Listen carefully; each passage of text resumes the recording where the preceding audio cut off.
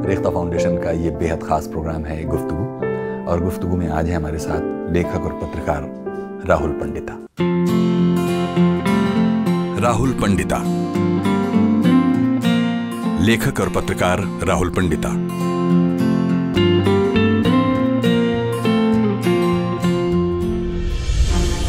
Rahul Pandita Iraq और श्रीलंका जैसे देशों के वॉर जोन्स में रिपोर्टिंग करने के लिए जाने जाते हैं। 5 फरवरी 1976 को कश्मीर में पैदा हुए राहुल पंडिता को 14 साल की उम्र में कश्मीर एक्सोडस के चलते अपने परिवार के साथ जम्मू आना पड़ा। पंजाब यूनिवर्सिटी चंडीगढ़ से ग्रेजुएशन के दौरान घर की माली हालत देखते हुए राहुल पंडिता ने तीसरे साल में ही नौकरी करने का फैसला किया। जम्मू के एक छोटे से अखबार में पत्रकारिता की शुरुआत करके राहुल पंडिता 1996 में दिल्ली आकर एक वीडियो प्रोडक्शन हाउस में काम करने लगे। कुछ वक्त बतौर स्क्रिप्ट राइटर और टीवी रिपोर्टर काम करने के बाद राहुल पंडिता ने आखिरकार अपने अंदर के लेखक को विकसित करने का फैसला किया। राहुल पंडिता का बेशतर काम भारत के नक्सल और माओवादी विद्रोह के बारे में रहा है, जिस पर उनकी 2 किताबें hello Bastar the untold story of India's Maoist movement और द एब्सेंट स्टेट प्रकाशित हैं। उनकी लिखी किताब our moon has blood clots 1990 में हुए कश्मीर एक्सोडस के बारे में है, जो एक बेस्ट सेलर रह चुकी है। So this book has always been inside me. You know, it's my story, the story of my family, and of hundreds of thousands of Kashmiri Pandits who were forced to leave Kashmir in 1989-90.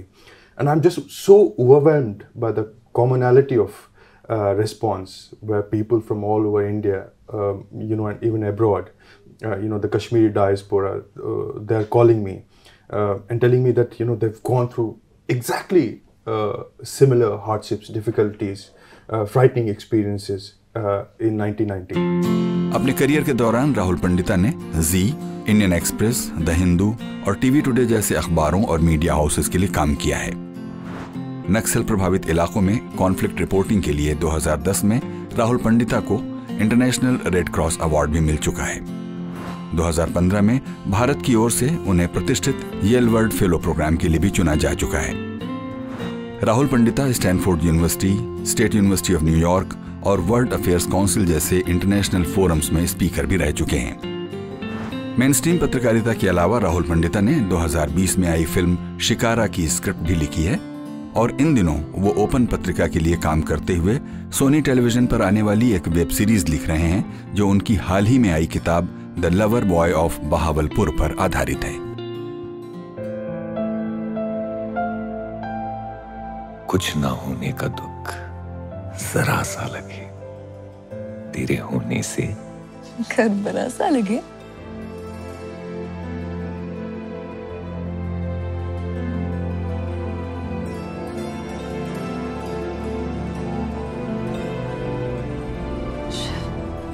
ये किसका घर चल रहा है?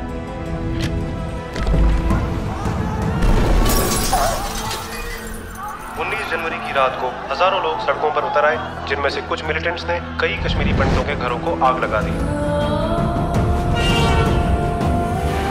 हजारों पंडितों को घर से बेघर कर दिया गया।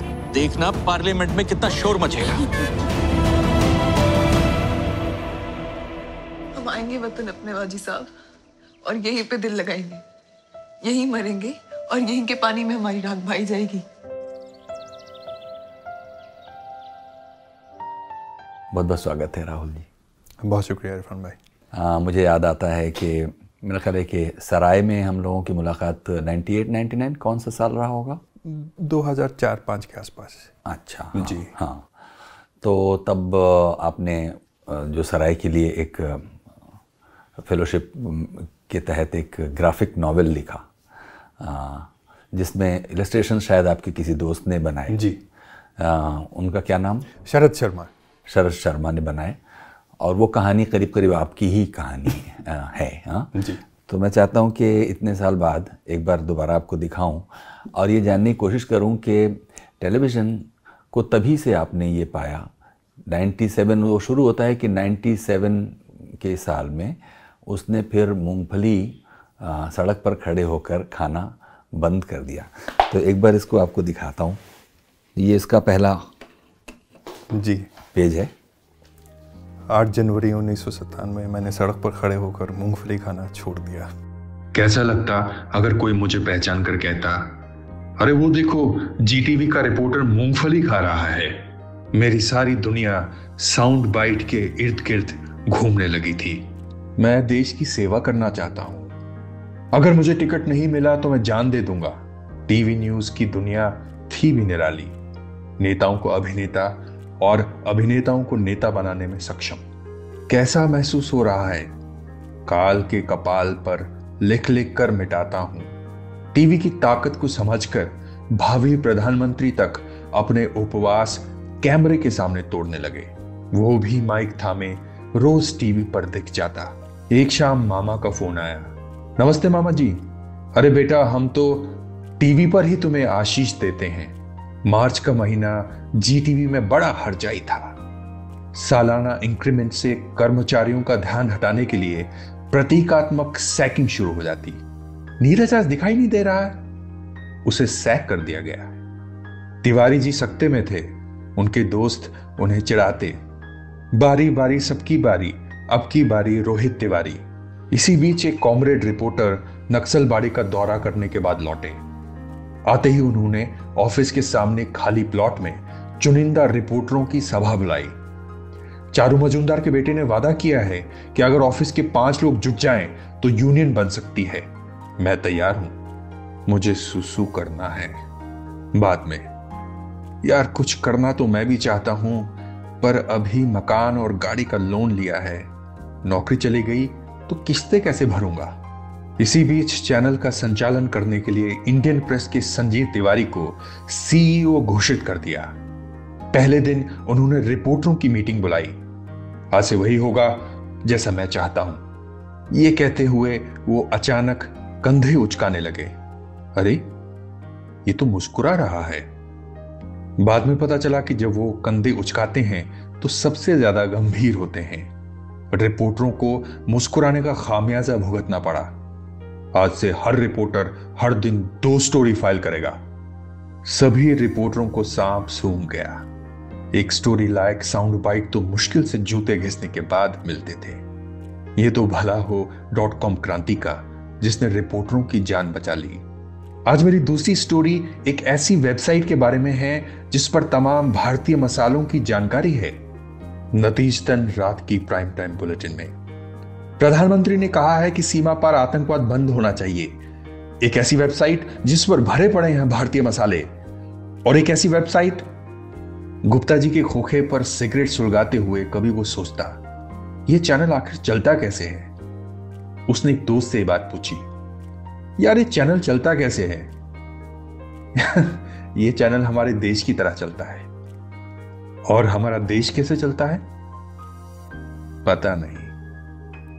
इधर चैनलों के मिजाज भी बदल रहे थे। 24 घंटे के न्यूज चैनल अब पत्रकार नहीं मैनेजर चला रहे थे। ऐसे ही एक एडिटर गौरव सिन्हा ने आउटपुट एडिटर के तौर पर ज्वाइन किया उस रात प्रेस क्लब में। और बताओ क्या चल रहा है। कुछ खास नहीं, कोई गौरव सिन्हा एडिटर बनकर आया है। क्या गौरव सिन्हा एडिटर? उसने बताया कि गौरव कुछ हफ्ते पहले तक उसके साथ बिजनेस रिपोर्टिंग करता था। मेरे पीछे ऑटो एक्सपो में गाड़ियां देखने को मिल रही हैं। प्रगति मैदान में ऑटो एक्सपो का वाकया उसे याद आया।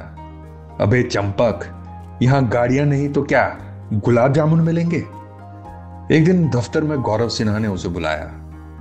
तुमने तो कारगिल लड़ाई कवर की है, बताओ तो कारगिल में मरने वाला भारतीय सेना का उच्चतम रैंक का ऑफिसर कौन था?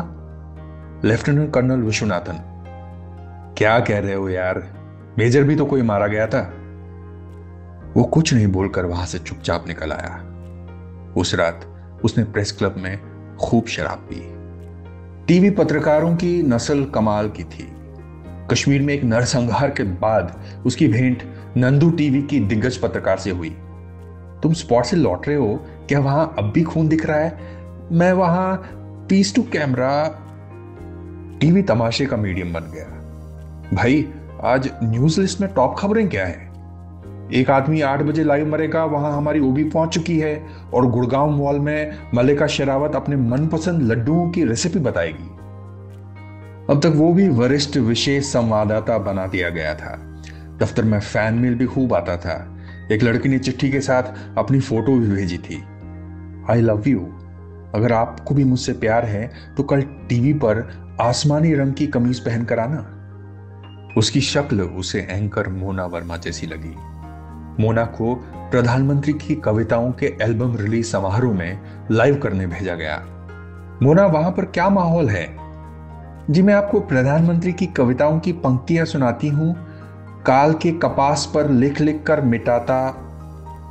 स्टूडियो में बैठे प्रोड्यूसर ने मोना के ईयरपीस में चिल्लाया, कपास नहीं कपाल। जी माफ कीजिए, ये लाइन है काल के कंपस पर लिख लिख कर मिटाता। अगले दिन वो टीवी पर चटख लाल रंग की कमीज पहनकर आया।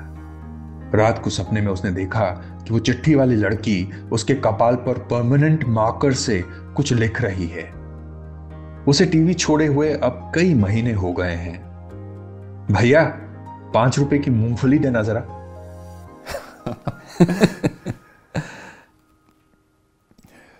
दरअसल ये वो समय है, बहुत बड़ा ही दिलचस्प वक्त है जब कई सारे प्रिंट के दिग्गज पत्रकार जिन्हें प्रिंट में एक कमी महसूस हो रही थी, क्योंकि उन्हें अपने अंदर एक महसूस ये हो रहा था कि जो टीवी में कल के बच्चे हैं, जो जूनियर है उनसे बहुत बड़ी सैलरी पा रहे हैं और उनकी नाम और शोहरत चूँकि वो कैमरा के सामने आते हैं उनकी बहुत है, और हमने इतने साल प्रिंट में गंवा दिए, अखबार में गंवा दिए, तो सैलरी हमारी बहुत कम है और एक छोटे से सर्कल के अलावा हमें कोई जानता नहीं है, तो हमें भी टीवी पर आना चाहिए। और जब ये लोग प्रिंट से टीवी की तरफ अपना रुख कर रहे थे, मैं टीवी से प्रिंट की तरफ अपना रुख करने के बारे में सोच रहा था, क्योंकि तब तक मैंने टीवी में 5-6 साल काम कर लिया था कई टीवी न्यूज़ चैनल्स में, और ये वक्त वो है जब टीवी चैनल्स का गोल्डन काल था। आज जो टीवी आप देखते हैं न्यूज़, उसे तो मैं न्यूज़ समझता नहीं, उसे जर्नलिज्म के किसी भी पायदान पर आप नहीं खरा उतर सकता। टीवी हमेशा एक शैलो माध्यम रहा है as far as news is concern, लेकिन कम से कम उस ज़माने में एक ग्रामर होता था, कुछ बेसिक चीज़ों की स्क्रूटनी हुआ करती थी कि आज की तारीख में जैसे कोई भी जर्नलिस्ट कहीं भी खड़ा हो के किसी भी तरह का शो कर सकता है, इस तरह की चेक्स एंड बैलेंसेस उस वक्त हुआ करते थे। लेकिन उन चेक्स एंड बैलेंसेस के होने के बावजूद भी कई बार ये लगता था कि जिस तरह का काम जर्नलिज्म में होना चाहिए उस तरह का काम कम से कम मैं नहीं कर पा रहा हूँ। और उसी वक्त टीवी में भी जो ये बदलाव आप देख रहे हैं, अभी जो पूरा पीक तक पहुँच गया है, ये उसी ज़माने में वो बदलाव धीरे धीरे उसकी नींव रखी जानी शुरू हो गई थी। ये वो वक्त है जब आपके जर्नलिज्म के स्किल्स उतने मायने नहीं रखते थे जितना आपकी टीवी पे क्या प्रेजेंटेशन है, आप कितने सुंदर दिखते हैं, आप मॉडलिंग की दुनिया से आए हैं या आप एयर हॉस्टेस थे या कोई थे, इन चीज़ों पर फोकस शुरू हो गया। और उस वक्त मुझे याद है कि कई सारे लोग जो प्रॉमिसिंग जिनका करियर हो सकता था, लेकिन उनकी पॉपुलैरिटी इतनी ज़्यादा बढ़ गई कि वो उस पॉपुलैरिटी को हैंडल नहीं कर पाए। उस वक्त बड़ी बड़ी मीडिया की पार्टियां होती थी दिल्ली के 5 सितारा होटल्स में, और नए नए चैनल्स उस वक्त लॉन्च हुए, और ये उस वक्त के जो पॉपुलर एंकर थे जिनका 1-2 साल का एक्सपीरियंस था, लेकिन चूंकि वो टीवी पर आते थे और उनका एक प्रोफाइल बड़ा विस्तार हो गया उनका प्रोफाइल का, और उनके कार्डबोर्ड के जो वो पुतले हैं वो उन पार्टीज़ के बाहर लगते थे, लेकिन वो उस पॉपुलैरिटी को हैंडल नहीं कर पाए।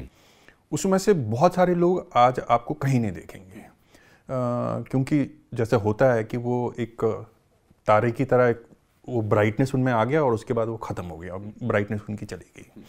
वो इसीलिए हुआ क्योंकि उनका जो बेसिक कोर था, जो उनका काम था जर्नलिज्म का, वो उसको ठीक से वो कर ही नहीं पाए।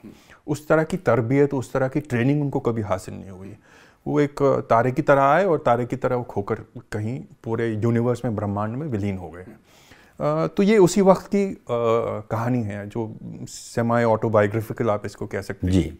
तो ये करीब हम देखते हैं कि 36 करीब पेजेस इसमें थे, जिसमें एक यंग जर्नलिस्ट कैसे टेलीविज़न की दुनिया को देखता है, फिर उसके अंदर के अटपटेपन को सेंस करता है और आखिरकार वो नौकरी छोड़ देता है। तो आपने, इसका मतलब है कि अपना करियर टेलीविज़न से शुरू किया? जी। हुआ यूँ कि मैं 96 में मैंने कॉलेज पास आउट किया पंजाब यूनिवर्सिटी चंडीगढ़ से, और उस वक्त हमारी माली हालत जो थी बहुत ख़राब थी, क्योंकि हमारा एग्जोडस जो है कश्मीर से उसी ज़माने में हुआ था 5-6 साल पहले, और हमारे घर वालों के पास उस वक्त इतना पैसा नहीं था कि हमारा एजुकेशन फ़ंड कर सके, क्योंकि वो अपनी खुद ही इतनी तंगहाली से गुजर रहे थे। हमारे पास जो भी उस वक्त था वो सब कुछ ख़त्म हो चुका था। तो कहीं ना कहीं इस बात पे फोकस था कि हमारी जनरेशन के लोग जो हैं वो कहीं जल्दी से पढ़ लिख लें और नौकरी पा लें, ताकि जो कश्मीर घाटी में हमने 90 के दशक में खोया शुरुआत में, उसको किसी तरह से वो रिगेन किया जाए, उसकी स्टेबिलिटी आ जाए। अब बहुत मुश्किल से उस वक्त मेरे पिताजी ने, मैंने उनसे बहुत बहस की और उन्होंने मुझे पंजाब यूनिवर्सिटी चंडीगढ़ पढ़ने के लिए भेजा, जो उस वक्त मुमकिन नहीं था, क्योंकि चंडीगढ़ उस वक्त हमारा परिवार जम्मू में था और एक छोटे से 10 बाई 10 के कमरे में हम रहते थे, और उस वक्त ये सोचना कि चंडीगढ़ में आपका लड़का पढ़ेगा वो बहुत मुश्किल था उस वक्त। खैर जैसे तैसे हमने उसके बारे में अपन लोग आगे बात कर सकते हैं। और उस वक्त फिर मैंने पाया कि मैं क्या कर सकता हूँ, तो मैंने जम्मू से अपना करियर शुरू किया, एक छोटे से अखबार से, जहाँ मैंने एक इश्तिहार पढ़ा एक नौकरी का। उन्होंने कहा कि वॉक इन रिपोर्टर्स आ सकते हैं, तो मैं संपादक के कमरे में चला गया। छोटा सा अखबार था जम्मू में, तो उनके पास चला गया। तब तक मेरे एक्चुअली ग्रेजुएशन के फाइनल ईयर का रिजल्ट भी नहीं आया था, और मैं जम्मू अपने परीक्षा देकर, फाइनल ईयर की परीक्षा देकर, मैंने साइंस स्ट्रीम में ग्रेजुएशन की है, केमिस्ट्री और मैथमेटिक्स के साथ। उस वक्त मैं वापस लौटा जम्मू, और मैं किसी अपने रिज़ल्ट का दरअसल वेट कर रहा था, और उस वक्त मुझे वो इश्तिहार दिखा उस अखबार में, और मैंने आओ देखा ना ताओ मैं उनके कमरे में चला आया, और उन्होंने मुझसे पूछा कि आपके पास कोई एक्सपीरियंस है? मैंने कहा बिल्कुल नहीं है। और उन्होंने कहा कि आपके पास कोई जर्नलिज्म की डिग्री है? मैंने कहा जर्नलिज्म की डिग्री तो छोड़िए, मेरे पास अभी ग्रेजुएशन की डिग्री भी है, उसका मैं वेट कर रहा हूँ। लेकिन न जाने उनको क्या महसूस हुआ, उन्होंने कहा कि आपको एक चांस अपन लोग दे देते हैं, और मैं आपको 10 दिन के ट्रायल पे रखता हूँ। उस वक्त अगर आपको मतलब उसमें कुछ आपके अंदर हमें लगा कि आप यहाँ काम कर सकते हैं, तो अब आपको पे रोल पर रखेंगे। मैंने वो शर्त मंजूर कर ली, और उस वक्त मुझे याद है जम्मू शहर में J&K बैंक के एम्प्लॉयज़ स्ट्राइक पे चले गए थे, और उन्होंने कहा कि उनके हेडक्वार्टर चले जाओ और वो स्ट्राइक कवर करके आओ। और मैं जैसे आया था वैसे चला गया। मैंने स्टेशनरी की दुकान से कुछ कागज़ वो एक डायरी खरीदी, नोटबुक, एक पेन खरीदा, और वो स्ट्राइक कवर करने चला गया। और जम्मू शहर के बीचों बीच एक मंदिर है पुराना, रघुनाथ मंदिर, उसके प्रांगण में जाकर मैंने वो स्टोरी उस नोटबुक पे लिखी। अब ये बेसिक तरबियत हमारी थी, क्योंकि जब मैं चंडीगढ़ में पढ़ता था तो मेरे कुछ दोस्त थे, और मेरी एक कंपनी थी उस तरह की, जिसके बारे में हम करंट अफेयर्स और देश और दुनिया में क्या हो रहा है इसके बारे में हमें बहुत जिज्ञासा थी, और इसके बारे में हम पढ़ते लिखते रहते थे। और ये बेसिक एक अखबार का इंट्रो क्या होता है, ये सब चीज़ के बारे में हमें बेसिक ज्ञान मेरे पास था, और उसी बेसिक ज्ञान से लैस होकर मैंने वो आनन फानन जो है लिखी, और अगले दिन वो मेरी बाईलाइन के साथ उस अखबार में छप भी गई कहानी। तो उसके 4-5 दिन बाद उन्होंने मुझे बुलाकर वो नौकरी जो है मुझे दे दी, कहा कि दे दो, और उस वक्त 3500 रुपये की तनख्वाह जो है उन्होंने दी, जो काफ़ी वहाँ जो सीनियर थे उन लोगों को नागवार गुजरी, क्योंकि कई लोग उसमें वो थे जिनके पास जो कई सालों से वहाँ काम कर रहे थे, उनकी सैलरी 2800 थी, और न जाने वो संपादक ने क्या देखा उस वक्त, उन्होंने मेरी सैलरी जो है 3500 कर दी। लेकिन उस वक्त बहुत ही इंटरेस्टिंग टाइम था जम्मू कश्मीर के लिए, क्योंकि पहली बार 96 में 6 साल के बाद चुनाव होने वाले थे, और फारूक अब्दुल्ला साहब उस वक्त लंदन से वापस आए और उनको चुनाव लड़ाया गया, इस तरह की, तो काम बहुत था। लेकिन वो शहर जो था, उस शहर में मेरा मन नहीं लगता था। उसके कई कारण थे। एक ये था कि वो छोटा शहर था और वो हमारे लिए, कम से कम मेरे लिए, वो एक एक्सोडस का प्रतीक बना। वो एक उस चीज़ का प्रतीक बना कि जिस शहर में आकर हमने सब कुछ खोया, और उस शहर में वो शहर मुझे काट खाने को तोड़ता था। और मेरी ये कोशिश रहती थी, और उस वक्त इतना चंडीगढ़ में मुझे एक्सपोजर हो गया था कि अगर मुझे ज़िंदगी में कुछ करना है तो मुझे इस छोटे शहर से बाहर निकलना होगा। और वो करते करते 96 में जो है मैंने कुछ महीने वहाँ काम किया, और 96 में मैं दिल्ली आया। और उस वक्त एक छोटी सी प्रोडक्शन कंपनी हुआ करती थी यहाँ, जिसको एक शख्स चलाते थे जो पेशे से फिल्म मेकर थे। उनका नाम था अरुण कौल साहब।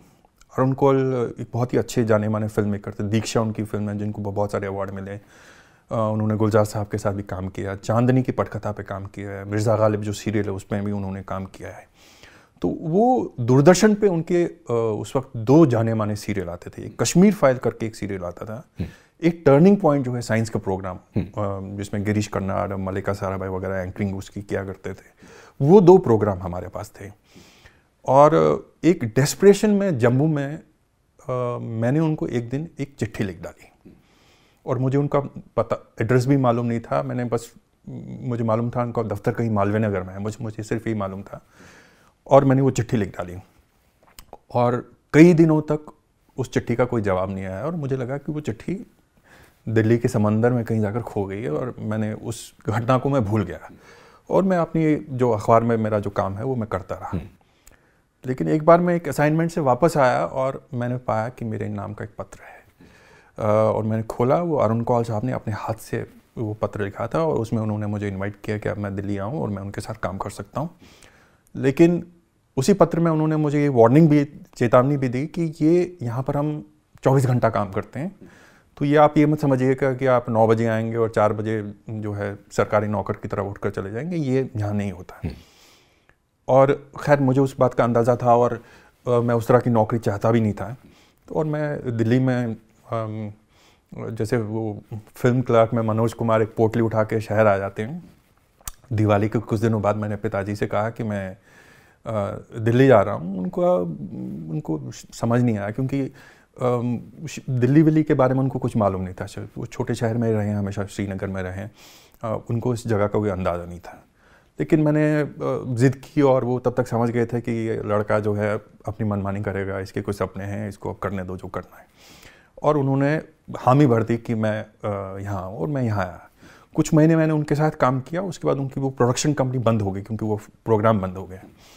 और 97 में पहली बार उस वक्त मुझे लगा कि अखबार में भी मैंने ट्राई किया, लेकिन अखबार में उस वक्त भर्ती होना बड़ा मुश्किल था। Times of India, Hindustan times में उस वक्त आप जाते थे और सिर्फ आपको ये सुनने को मिलता था, will get back to you. लेकिन वो विल गेट बैक कभी होता नहीं था। और जी में उस वक्त थोड़े क्राइसिस आई थी, क्योंकि रजत शर्मा साहब अपनी टीम के साथ छोड़कर चले गए थे। वहाँ एक वॉइड हो गया था, कुछ नए संपादक आए थे, वो नए लोगों की तलाश कर रहे थे। और उस वक्त उन्होंने मुझे एक रिपोर्टर की नौकरी ऑफ़र की, जिसकी मुझे सख्त ज़रूरत थी, और मैंने वो लिया। और उसके साथ मेरा जो है यहाँ जर्नलिज्म का करियर मेरा वहाँ से नेशनल मीडिया में वहाँ से शुरू हुआ। मतलब ये कि अगर अरुण कौल जी की प्रोडक्शन कंपनी के बंद होने के बाद, या कहिए कि वो प्रोजेक्ट बंद होने के बाद, फिर आपने प्रोएक्टिवली कोशिश की होगी कि अब मुझे कहीं टेलीविज़न में ही नौकरी चाहिए। और जब आपको अपॉर्चुनिटी दिखाई दी कि जी में कुछ एक्सपेंशन हो रहा है या कुछ नए रिक्रूटमेंट्स हो रहे हैं, तो आपने प्रोएक्टिवली, विलिंगली उसमें ज्वाइन किया, ऐसा कुछ? जी, 96 में मैं यहाँ आया, और 97 की गर्मियों तक वो प्रोडक्शन कंपनी बंद होने के कगार पे आ गई, क्योंकि वो प्रोग्राम बंद हो गया और उनको एक्सटेंशन नहीं मिला। और मैं अकेला रहता था उस वक्त, और मेरे पास पैसे भी नहीं होते थे। लेकिन वही था कि थोड़ा अब यहाँ पर आ गया हूँ, अब यहाँ से उठकर मैं वापस नहीं जा सकता जम्मू, क्योंकि मैं एक जिद करके आया हूँ घर, और ये मुझे बड़ा नागवार गुजरा कि मैं वापस जाऊँ और फिर से कुछ तरह की कोशिश करूँ। तो मुझे लगा कि यहीं अब रह के जो भी है, जैसे फिल्म एक्टर कहते हैं कि स्ट्रगल करते हैं मुंबई में, तो मुझे लगा यहीं दिल्ली में अब हमको स्ट्रगल करना चाहिए। और उसी स्ट्रगल के दौरान मेरी पहली प्रायोरिटी तो ये थी कि मैं किसी अखबार में काम करूं। अखबार का काम मुझे ज़्यादा अपने मन मुताबिक लगता था, मुफीद लगता था, लेकिन चूंकि वो पॉसिबल नहीं हो पाया, और तब तक मेरी आर्थिक स्थिति भी काफ़ी ख़राब हो चुकी थी, क्योंकि यहाँ पर मेरे पास पैसे नहीं थे और मैं घर से पैसे मांग नहीं सकता था, और वो दे भी नहीं सकते थे उस वक्त, उनकी स्थिति कुछ उस तरह की थी। जब जी से मुझे ऑफ़र मिला तो मैंने उसको एक्सेप्ट कर लिया, और बड़ी खुशी से एक्सेप्ट किया, और मुझे लगा कि चलिए ये एक अच्छा अनुभव रहेगा। टीवी में चूंकि मेरा थोड़ा बहुत बैकग्राउंड है ऑलरेडी, मैंने कुछ टाइम काम किया, हालांकि थोड़ा अलग किस्म का काम था, लेकिन स्क्रिप्ट लिखना हिंदी में मुझे थोड़ा बहुत ठीक मेरी समझ थी, भाषा थी, और मैंने उसको एक्सेप्ट किया, और मुझे उन्होंने उस वक्त वो जॉब ऑफ़र की। तो वो जॉब कितने टाइम तक चला? तो वो जॉब बीच में छोटा सा समय को छोड़ के करीब 5 साल मैंने जी में नौकरी की, 2 चैप्टर्स में नौकरी की। वो बड़ा दिलचस्प वक्त था जी के लिए, क्योंकि उस वक्त 24/7 न्यूज़ चैनल्स की कोई परिभाषा नहीं थी। जी टीवी का एक मुख्य चैनल हुआ करता था, और उनका एक चैनल हुआ करता था LTV, जो म्यूज़िक का एक बेसिकली चैनल था, लेकिन उस पर शाम को कुछ बुलेटिन्स आया करती थी, न्यूज़ बुलेटिन्स आया करती थी सुबह और शाम। वही बुलेटिन्स फिर जी टीवी का जो मेन प्लेटफॉर्म है जी टीवी, उस पर रिपीट हुआ करती थी, और गिनती के 10-12 रिपोर्टर हुआ करते थे, और जगह बहुत कम होती थी, और वो आधे घंटे या 40 मिनट का जो न्यूज़ बुलेटिन है, उसमें स्थान पाने के लिए, उसमें जगह पाने के लिए आपको रोज़ लड़ना पड़ता था। पर उस लड़ने का ये एडवांटेज था कि आप रोज़ कुछ नए आइडियाज़ लेकर आते थे, ताकि दूसरों की न्यूज़ पर आप भारी पड़ सके। तो तनख्वाह वनख्वाह के मामले में बहुत ही कम तनख्वाह थी उस ज़माने में। ट्रेनीज़ को उस वक्त कम तनख्वाह दी जाती थी, लेकिन एक ट्रेनिंग ग्राउंड जो था जी न्यूज़ उस वक्त, जी टीवी उस वक्त, जी न्यूज़ तो था ही नहीं उस वक्त, बाद में बना 98 में, वो बहुत ही एक अच्छा ट्रेनिंग ग्राउंड था। और उस वक्त ज़माना ये था कि आपकी बाईलाइन जो है उसके कोई वैल्यू हुआ करता था। वैल्यू ये हुआ करता था कि आप अमेठी भी चले जाएं। मैं न्यूज़ एंकर नहीं था, लेकिन मैं एक रिपोर्टर था, साधारण रिपोर्टर था, लेकिन आप कहीं भी जाते थे, मुफस्सिल टाउन में, कहीं भी हिंदुस्तान के किसी भी कोने में, हार्टलैंड में, चूँकि जी उस वक्त बड़ा चैनल था, तो आपकी बाईलाइन से आपको लोग जानते थे। लेकिन मेरे मन में ये हमेशा एक चीज़, मुझे कई चीज़ों का अंदाज़ा नहीं था, लेकिन मुझे एक चीज़ की एक बड़ी साफ तौर पर मुझे दिखती थी। वो ये थी कि ये जो तड़क भड़क है, और ये जो बाईलाइन के चक्कर में, और नाम आपको कोई जानता है, अब अमेठी में है और कोई आपको राहुल पंडिता जी करके कोई आपसे, उस वक्त ये सेल्फी वेल्फी तो नहीं हुआ करती थी, लेकिन आपसे हाथ मिलाना चाहता था, उस वक्त की सेल्फी उसी तरह की हुआ करती थी। ये आपके दिमाग में इस तरह का घर ना करे कि आप बहुत बड़े पत्रकार हो गए हैं या आप कोई सेलिब्रिटी हो गए हैं, क्योंकि मैं ये समझ गया था कि ये जो है शॉर्ट लिव्ड है काफ़ी। अगर आप रीइन्वेंट नहीं करते अपने आप को, जो बेसिक काम आप करने आए हैं उसकी आपको समझ नहीं, आपका कोई स्पेशलाइजेशन नहीं है, और चूंकि आप जर्नलिज्म किसी सरोकार से भी करने आए हैं, अगर वो सरोकार आपका नहीं हो पा रहा है तो फिर आप यहाँ पर काम नहीं कर सकते, नहीं टिक सकते ज़्यादा। आपको अपने पढ़ने लिखने के लिए, आपको अपने बनाने के लिए, आपको अच्छा करने के लिए हमेशा वक्त निकालना पड़ेगा। और वो जी जैसी चैनल में काम करते वक्त, न्यूज़ चैनल में काम करते वक्त बड़ा मुश्किल होता था, क्योंकि टीवी में जर्नलिज्म करना, खैर उस ज़माने में और भी बड़ा डिमांडिंग हुआ करता था कि आप दिन भर फील्ड में भटक रहे हैं, फिर शाम को आ रहे हैं, अपना स्क्रिप्ट लिख रहे हैं, फिर उसकी एडिटिंग वगैरह होती है, जिसमें आपको पर्सनली प्रेजेंट रहना पड़ता है। तो 14, 15, 16 घंटे इस वक्त उस ज़िंदगी होती थी, कोई ऑफ वगैरह नहीं होता था। तो ऐसे में अपने लिए समय निकालना, अपने पढ़ने लिखने के लिए समय निकालना, साहित्य पढ़ना या न्यूयॉर्क टाइम्स पढ़ना, उसमें जो अच्छे पत्रकार हैं वो किस तरह के लिख रहे हैं, किस तरह की स्टोरीज़ को खोज रहे हैं, ये अपने आप में बहुत ही चुनौतीपूर्ण था। और 2002 में मैंने ये पाया कि ये वाला जो सिरा है, ये जो लिखने पढ़ने का सिलसिला है, ये मेरे लिए ज़्यादा ज़रूरी है बनिस्बत इसके कि मैं एक ट्रैक करियर अपना टेलीविज़न में अपनाऊं, जिसमें मैं रिपोर्टर से कॉरेस्पॉन्डेंट से स्पेशल कॉरेस्पॉन्डेंट से एडिटर बन रहा हूँ, और मेरी तनख्वाह भी उसी तरह की चल रही है और उसी तरह के फैसिलिटीज़ भी मुझे कंपनी प्रोवाइड कर रही हैं। ये मेरे लिए उतना ज़रूरी नहीं है जितना ये कि मुझे अपने पढ़ने लिखने के लिए समय मिले और अपनी कॉन्शियसनेस लेवल बढ़ाने के लिए कि मैं दुनिया को किस तरह समझता हूँ, सोसाइटी को किस तरह समझता हूँ। ये जो मेरे मन में जो जिज्ञासा थी, जो बचपन से थी, उसको कैसे मैं पूरा करूँ, ये मेरे लिए बहुत ज़रूरी था। तो उसी वक्त के दौरान मैंने वो नौकरी छोड़ दी, क्योंकि मुझे ये महसूस हुआ कि यहाँ पर मैं करियर वाइज तो बड़ा अच्छा कर पाऊँगा, लेकिन as a human being, as someone जिसके कुछ सामाजिक सरोकार हैं, वो मेरा जो ज्ञान है, वो जो मेरी शिक्षा है, वो अधूरी रह जाएगी। तो उस अधूरेपन से निपटने के लिए मैंने उस वक्त वो जो है नौकरी कुछ समय के लिए छोड़ दी। हाँ, देखिएगा कि ये एहसास जो कि आप कहते हैं कि ख़ुद आपके अंदर शायद था पहले से, जो बाद में जाकर और ज़्यादा गहरा हो गया जब आपने इस टेलीविज़न की दुनिया को नज़दीक से देखा। और इस तरह से ये जो ग्राफिक नावल है, ये एक क्रिटिक ही है जो कि बहुत थोड़े समय में, उस वक्त जबकि आप कह रहे हैं कि वो गोल्डन पीरियड था टेलीविज़न का, और उसमें टिके रहने का मतलब था कि आपके सामने शोहरत और पैसा और प्रमोशन और एक स्टेबिलिटी, क्योंकि आप एक अनस्टेबल ज़िंदगी लेकर पीछे से आ रहे थे, तो आपके लिए तो बहुत आसान था कि आप इसी पर स्टिक किए रहते, क्योंकि इसी का फ्यूचर आगे होने वाला था। लेकिन ये थोड़ा समझाइए कि ये क्यों हुआ होगा कि आप उस 22-25 साल की एज के पेटे में आपने इस फ्लरिश करते हुए बिजनेस या कि ये करियर को छोड़ दिया। जब हम जाते थे, रिपोर्टिंग करने जाते थे, और चूंकि रिपोर्टिंग की दुनिया, टेलीविज़न रिपोर्टिंग की दुनिया बड़ी ग्लैमरस है, उस ग्लैमर में हमने देखा कि जैसे मैंने पहले भी जिक्र किया, उस ग्लैमर को लोग हैंडल नहीं कर पाए। मेरी पीढ़ी के कई सारे लोग उस ग्लैमर से पागल हो गए एक तरह से। वो शोहरत, वो सड़क पे कोई आपकी सोसाइटी में आपको सब लोग जान रहे हैं और उस तरह की इज्जत आपकी हो रही है, आपके पिताजी के दोस्त आपको बहुत जान और मान रहे हैं क्योंकि आपके टेलीविज़न पे रोज़ नाम आता है। ख़ासकर पॉलिटिकल रिपोर्टिंग में जो लोग हैं, उनका मैंने देखा है कि और भी दिमाग ख़राब हो रहा है, क्योंकि उनका एक एक्सेस है पॉलिटिकल वर्ल्ड में। वो बीजेपी के ऑफिस जा रहे हैं या कांग्रेस के ऑफिस जा रहे हैं या समाजवादी पार्टी के ऑफिस जा रहे हैं, और हर कोई आदमी उन्हें जानता है और उनके साथ बैठता है, चाय पीता है।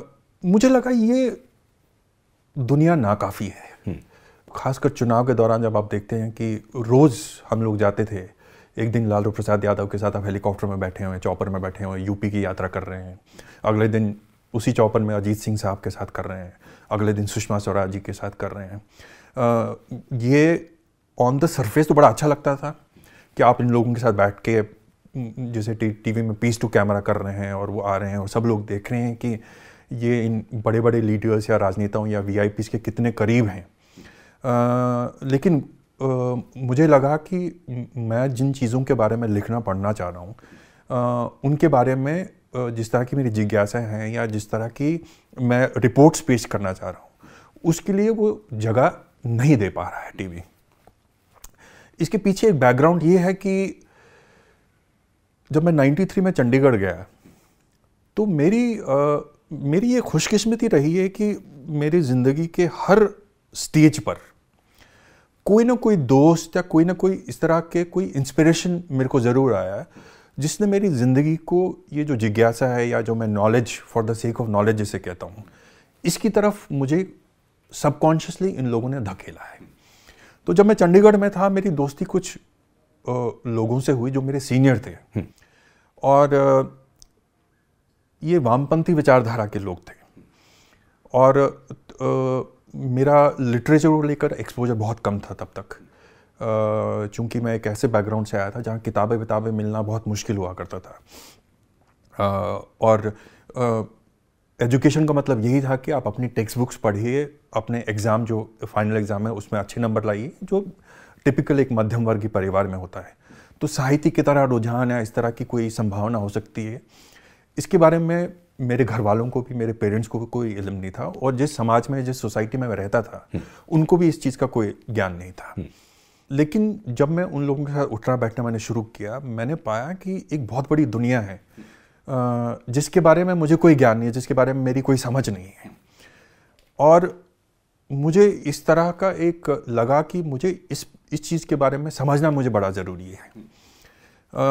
और यही लोग हैं जिन्होंने मुझे कुछ चीज़ों के बारे में, देश में क्या क्या हो रहा है जिसका मुझे कुछ अंदाज़ा नहीं था। अखबारों में कुछ पता चल जाता था। जैसे मैं श्रीनगर में ही था जब मैं बहुत छोटा था, तो एक इंडिया टुडे मैगज़ीन जो है उस वक्त मंथली मैगज़ीन हुआ करती थी। तो उस वक्त मुझे फ़ोटो याद है, चूँकि मुझे बहुत चीज़ों के बारे में क्यूरियोसिटी रहती थी और वो चीज़ें मुहैया वहाँ नहीं होती थी कश्मीर में। लेकिन कुछ चीज़ें आपको पढ़ने को मिल जाती थी। जैसे मेरे एक भाई हैं, वो इंडिया टुडे सब्सक्राइब किया करते थे। तो उस सब्सक्रिप्शन एक इशू में मैंने देखा कि एक फ़ोटो मेरे जहन में आई। महाराष्ट्र के गढ़चिरौली जो एरिया है, उस वक्त नक्सली गुरिल्ला जो है वो उस वक्त आए और उन्होंने किसी तहसीलदार को पेड़ से बांध रखा और उसकी पिटाई हो रही है। अब मुझे नक्सलवाद और नक्सल आंदोलन क्या है इसके बारे में मुझे कोई इल्म नहीं था, लेकिन जब मैंने वो फ़ोटो देखी तो मुझे बड़ी जिज्ञासा पैदा हुई कि ये ऐसा क्यों हो रहा है।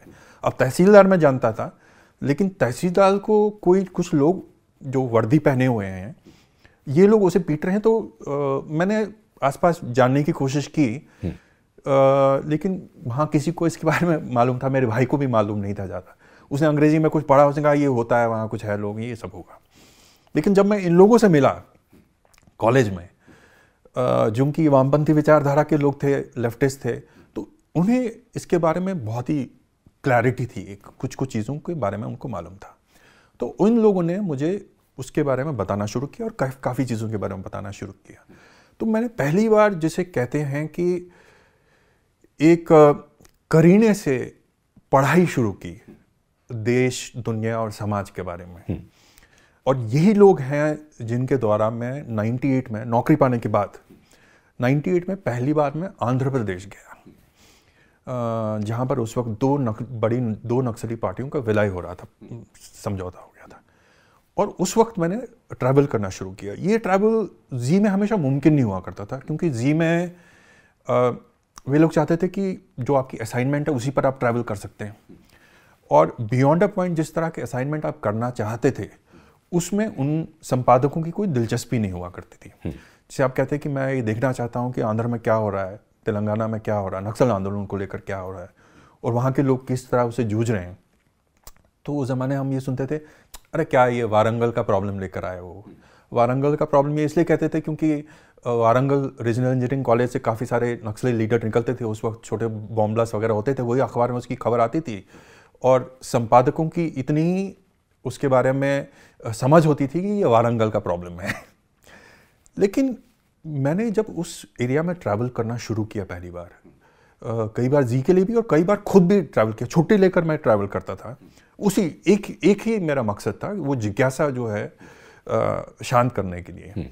तो ये कुछ उसी तरह का था जैसे मसान फिल्म में ऋचा चड्ढा का जो कैरेक्टर है, वो एक जगह मेरे ख्याल से, जहाँ तक मुझे याद है, वो कहती हैं कि मेरे मन में जिज्ञासा थी। तो उसी तरह की जिज्ञासा मेरे मन में थी कि आखिर हो क्या रहा है। और चूंकि हम अलग बैकग्राउंड से आए थे और कुछ चीज़ों के बारे में हमें मालूम ही नहीं था, हम भी मिडिल क्लास बैकग्राउंड से, लेकिन पॉवर्टी, गरीबी जो है, बदहाली जो है, और जिस तरह के फ्रैक्चर्स है सोसाइटी में, उसका मुझे बहुत लिमिटेड ज्ञान था। और वो ज्ञान मेरा विस्तार हुआ जब मैं बस्तर गया पहली बार, गढ़चिरौली गया, और मैंने पाया कि ये एक ऐसी बड़ी विस्तृत दुनिया है, एक पूरा एक यूनिवर्स है जिसके बारे में मुझे कोई पता ही नहीं है। और मुझे अपने पर बहुत ही शर्म आई, और मैंने ये कसम खाई कि इसके बारे में और मैं जानूंगा, और मुझे जितना ट्रैवल करके अपना एक्सपीरियंस करना है वो मैं करूंगा। और उसी जिज्ञासा के साथ मैंने वो किया। फिर वहीं पर वापस आता हूँ, जब ये मुझे लगा कि जिज्ञासा पूरी नहीं हो रही है, जब मेरे को टेलीविज़न में उस तरह का वक्त नहीं मिल पा रहा है, या उस तरह के जो सरोकार है मेरे उनसे रूबरू होने का वक्त मुझे नहीं मिल पा रहा है, तो मैंने वो नौकरी छोड़ दी। ये जो चंडीगढ़ की बात आपने की, चंडीगढ़ में आप क्या पढ़ाई कर रहे थे? तो वो समय हमारे लिए बहुत ही मुश्किल समय था। 90 में हम घर छोड़ के जम्मू आए। एक बहुत ही कंफर्टेबल लाइफ थी, टिपिकल एक मिडिल क्लास फैमिली की जो अपब्रिंगिंग होती है, जिसमें आपकी जज्बाती ज़रूरतें क्या हैं इसके बारे में हो सकता है आपके घर वालों को इल्म ना हो, लेकिन एक कंफर्टेबल लाइफ देने के लिए जो एक बच्चे को चाहिए, शेल्टर, गरम खाना, गरम कपड़े और उसकी स्कूल की शिक्षा दीक्षा, यूनिफॉर्म वगैरह, इन सब चीज़ों का ख्याल रखा जाता था। लेकिन इस ख्याली में ये होता था कि चूँकि एक्सपोजर बड़ा लिमिटेड था और पढ़ने लिखने के लिए चीज़ें होती नहीं थी, तो कई बार आपको स्ट्रगल करना पड़ता था। अब मेरे कुछ कज़न्स हैं उस वक्त कुछ छोटे छोटे मैगज़ीन्स को सब्सक्राइब करती थी, नंदन और चंदा मामा और चंपक, तो यहाँ से वो पढ़ने लिखने की जो है वो थोड़ी बहुत शुरू हुई। लेकिन इसके अलावा आप कुछ पढ़ना चाहें तो आपको, जैसे आप और मैं आज लिटरेचर समझते हैं, उसकी बहुत कमी थी कश्मीर में। उससे एक्सेस रहा होगा, आसपास लोग पढ़ने लिखने वाले थे, लेकिन जिस बैकग्राउंड से मैं आता था वहाँ इसका कोई एक्सेस नहीं था। और कई मायनों में ये भी देखा जाए कि आप टेक्स्ट बुक से अलावा कुछ पढ़ रहे हैं, उसे बहुत ही अच्छी नज़रों से नहीं देखा जाता था कि आप इसमें टाइम क्यों वेस्ट कर रहे हैं। तो मुझे याद है कि मेरे पिताजी के बॉस थे, उन्हें कुछ पढ़ने का शौक़ था और वो कुछ लिटरेचर जिसे पल्प फिक्शन कहते हैं वो पढ़ते थे। लेकिन मेरे अंदर इतनी भूख थी कि, और उनके यहाँ काम करने वाला जो मुलाजिम है वो हमारे घर अक्सर आया जाया करता था क्योंकि उसको मेरे पिताजी से काम पड़ता था। तो मैंने उससे दोस्ती कर ली थी। और वो क्या करता था कि वो जो उसके मालिक हैं एक तरह से, जो मेरे पिताजी के बहुत सीनियर हैं सरकारी दफ्तर में, वो जब वो उपन्यास पढ़ के, जो भी लिटरेचर वो पढ़ के वो अपने स्टोर रूम में रखते थे, तो वो मेरे लिए उठा के, वहाँ से कबाड़ी की दुकान पे जाता था, वो मेरे लिए उठा के लेकर आते थे। लेकिन कई बार उसमें दिक्कत ये होती थी कि अब मुझे मालूम नहीं था कि क्या क्या पढ़ाई होती। तो एक बार वो मेरे को याद है कि जेम्स हेडली चेज का एक उपन्यास उठा के लाए वो, और उस पर एक कवर, उसका बड़ा एक अश्लील तरह का कवर होता है उसका, और मुझे उसका कुछ मालूम नहीं था। मुझे पढ़ने से मतलब था। मैंने वो पढ़ना शुरू किया और उस वक्त मेरे पिताजी अंदर आए और उन्होंने देखा मैं ये पढ़ रहा हूँ। उन्हें भी मालूम नहीं था कि जेम्स हेडली चीज़ कौन है, लेकिन जब उन्होंने वो फ़ोटो देखी उस पर तो मेरी बहुत पिटाई हुई। उन्होंने कहा कि ये किस तरह के पढ़ रहे हो, और उस आदमी की भी, जो मुलाजिम था, उसकी बहुत पिटाई हुई कि क्या लेकर आ रहे हो। लेकिन उससे मैं सुधरा नहीं। उसके बाद मेरा दूसरा निशाना गया जो हिंदी के उपन्यास थे, क्योंकि आसपास मेरी कुछ हाउस वाइफ्स थी जो उन चीज़ों को पढ़ती थी। तो मैं, अब मेरे लिए ये ड्रग जैसा हो गया। तो मैं एक ड्रग एडिक्ट जो हूँ, मैं अगर मेरे पास बिस्किट का पैकेट भी आ रहा है, उस पर जो लिखा है मैं वो भी पढ़ रहा हूँ, मेरी जिज्ञासा है। तो मैं वो हिंदी के जो पल्प फिक्शन के उपन्यास हैं, प्रेम वाजपेयी, और उसमें मेरे बड़े चाहने वाले थे वेद प्रकाश शर्मा। वेद प्रकाश शर्मा की जो सारे उपन्यास थे वो मैंने पढ़ डाले, विकास, अल्फांसे, विजय गुरु, हाँ। और उसमें मैंने पहली बार मेटाफर कैसे यूज़ करते हैं कि विकास का रंग ऐसा था मानो मक्खन में एक चुटकी सिंदूर मिला लिया हो, या वो बाहर गया और सड़क जो बाहर थी विधवा की मांग की तरह सूनी थी। तो मुझे बड़ा इसमें बड़ा ये लगा कि ये इसने लेखक ने सोचा कैसे है, विधवा की मांग की तरह सूनी है। बड़ा, मतलब मुझे ये पढ़ने में बहुत मज़ा आया। तो यहाँ से जो है थोड़ा बहुत शुरू हुआ। और 93 जब मैंने 12वीं पास की, उस वक्त ये था कि अगर आपके घर वाले आप पर थोड़ा बहुत पैसा खर्चना भी चाहते हैं, किसी तरह स्ट्रगल करते हैं, वो सिर्फ एक चीज़ पर खर्चेंगे, वो है कि अगर आप महाराष्ट्र जो हैं इंजीनियरिंग करने चले जाएं। लेकिन तब तक मुझे इस बात की क्लैरिटी थी कि मैं वो नहीं कर सकता, मेरे इंजीनियरिंग मुझे नहीं चाहिए, मैं नहीं कर सकता। और ह्यूमैनिटीज़ में आप कुछ कर सकते हैं, इस तरह का कोई ज्ञान मेरे पास था नहीं, और मैं उस शहर से फ़रार पाना चाहता था।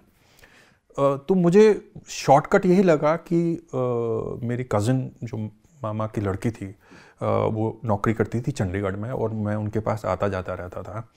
चंडीगढ़ मुझे पहली बार लगा लाइसेंस टू फ्रीडम लगा मुझे। मुझे लगा कि अगर मुझे ज़िंदगी में थोड़ी आज़ादी चाहिए और मुझे शहर से फ़रार पाना है तो एक ही तरीका है कि मैं किसी तरह जो है चंडीगढ़ आ जाऊँ। और ये मेरी ज़िंदगी का उस वक्त जो है इमीडिएट लक्ष्य बना कि मुझे यहाँ आना है। लेकिन पिताजी जो है उस वक्त राज़ी नहीं हुए। उन्होंने कहा कि एक तो मैं आपको वहाँ भेज रहा हूँ और वहाँ भी आप ग्रेजुएशन करके कॉलेज की पढ़ाई करें जो आप यहाँ जम्मू में भी कर सकते हो अगर यही करना है तुम्हें तो इसके लिए मेरे पास पैसे नहीं है, और अगर इंजीनियरिंग करनी है तुम्हें पुणे में महाराष्ट्र में तो उस वक्त मैं कुछ सोच सकता हूँ, मैं कुछ लोन लूँगा, ऑफिस में लोन के लिए अप्लाई करूँगा, लेकिन उसमें मेरी कोई रुचि थी नहीं। और एक दिन मुझे याद है मेरे पिताजी से बहुत बहस हो गई और मेरी जेब में 50 रुपये थे, मैं उनकी जेब से वो उनकी वहाँ थे और 50 रुपये जो है वो मैंने उठाया और मैं घर से भाग गया। और उस वक्त मुझे याद है एक ऑर्डिनरी बस की जो किराया था जम्मू से चंडीगढ़ का 36 रुपये हुआ करता था। तो 36 रुपये मैंने दिए और मैं सुबह जम्मू के बस स्टैंड से मैंने वो बस पकड़ी और मैं निकल गया। अब पिताजी को ये महसूस हुआ कि अब ये लड़का है, अब ये बाहर कहीं गया होगा, दोस्तों से मिला, शाम तक जो है वापस आ जाएगा। उस वक्त ये सेलफोन वगैरह तो हुआ नहीं करते थे, फ़ोन भी नहीं था हमारे घर पे। लेकिन शाम तक जब मैं आया नहीं तो उन्हें बड़ी चिंता होगी। तब तक मैं यहाँ आ गया था और मैंने अपने मामा जी से कहा कि मैं घर छोड़ के भागा हूँ। तो उनको भी लगा कि ये इसके घर वाले जो है पीछे परेशान होंगे। तो शाम को आनन फानन किसी तरह से उस ज़माने में पीपी कहा जाता है, पड़ोसी फ़ोन। तो पड़ोसी फ़ोन हमारे मोहल्ले में जम्मू में जहाँ हम रहते थे छोटे से कमरे में वो खोजा गया और उनको इत्तला दी गई कि लड़का जो है आपका, नालायक लड़का जो आपका, वो यहाँ पहुँच गया है। लेकिन उसके बाद, उस घटना के बाद ये एक बात हुई कि मेरे पिताजी को महसूस हुआ कि ये अब अपने ढंग से ज़िंदगी जिएगा, अब इससे बियॉन्ड अ पॉइंट इस पर प्रेशर डालने से कुछ होने वाला नहीं है। तो वो पहला जो लाइसेंस मुझे है आज़ादी का वो मिला, और उस स्टेप ने मुझे लगता है मेरी ज़िंदगी बदल दी, क्योंकि मैं इन लोगों से संपर्क में आया और मुझे जिस तरह की आज़ादी उस वक्त चाहिए थी वो चाहिए थी। और मैंने कॉलेज में जाकर साइंस स्ट्रीम में दाखिला ले लिया ग्रेजुएशन में। गवर्नमेंट कॉलेज था सेक्टर 11 में, बहुत मशहूर कॉलेज है अब पंजाब यूनिवर्सिटी का। वहाँ मुझे दाखिला मिल गया और वहीं मुझे हॉस्टल मिल गया और उसमें मैं रह गया। अब चूँकि पैसों की बहुत कमी थी, घर में पैसे नहीं थे उस वक्त, तो हम गर्मी की छुट्टियों में और वैसे भी वहाँ पर थोड़ा बहुत काम करते थे। तो वहाँ एक डायरेक्ट मार्केटिंग की कंपनी थी जिसमें मुझ जैसे काफ़ी लड़के जो है जो पॉकेट मनी या इस तरह की चीज़ों के लिए काम करते थे, पर मेरे लिए वो पॉकेट मनी था, मेरे लिए वो वहाँ रहने का ज़रिया बना। तो अपन लोग वो है जैसे शेविंग किट है या लंच बॉक्सेस हैं, उसको डोर टू डोर अपन लोग कुछ महीने के लिए बेचा करते थे। उसमें इतना कमीशन हमको मिल जाता था कि हम अपनी कॉलेज की फ़ीस या जो मेस की फ़ीस है उससे निर्वाह करें। लेकिन वो जो एजुकेशन है जिसे मेरे एक बहुत ही पसंदीदा लेखक हैं फ्रांसीसी गुस्ताव फ्लॉबर, उनका एक उपन्यास है सेंटिमेंटल एजुकेशन। तो जो सेंटिमेंटल एजुकेशन है, जो कॉलेज की पढ़ाई के अलावा जो एक एजुकेशन आपको चाहिए होता है, उसकी नींव मेरे ख्याल से चंडीगढ़ में पढ़ी। वो इसलिए भी पढ़ी क्योंकि जब मैं स्कूल में था तो मैं अपने आप को बहुत ही फंसा हुआ महसूस करता था, क्योंकि जिस तरह के स्कूलों में कम से कम मैं गया, वहाँ कोई प्रेरणा का स्रोत नहीं था मेरे पास। कोई भी ऐसा टीचर हो, कोई ऐसा आपका सहपाठी हो जिससे आप इंस्पायर हों, इस तरह की कोई सुविधा नहीं थी वहाँ पर। श्रीनगर में भी जब मैं स्कूल में जाता था तो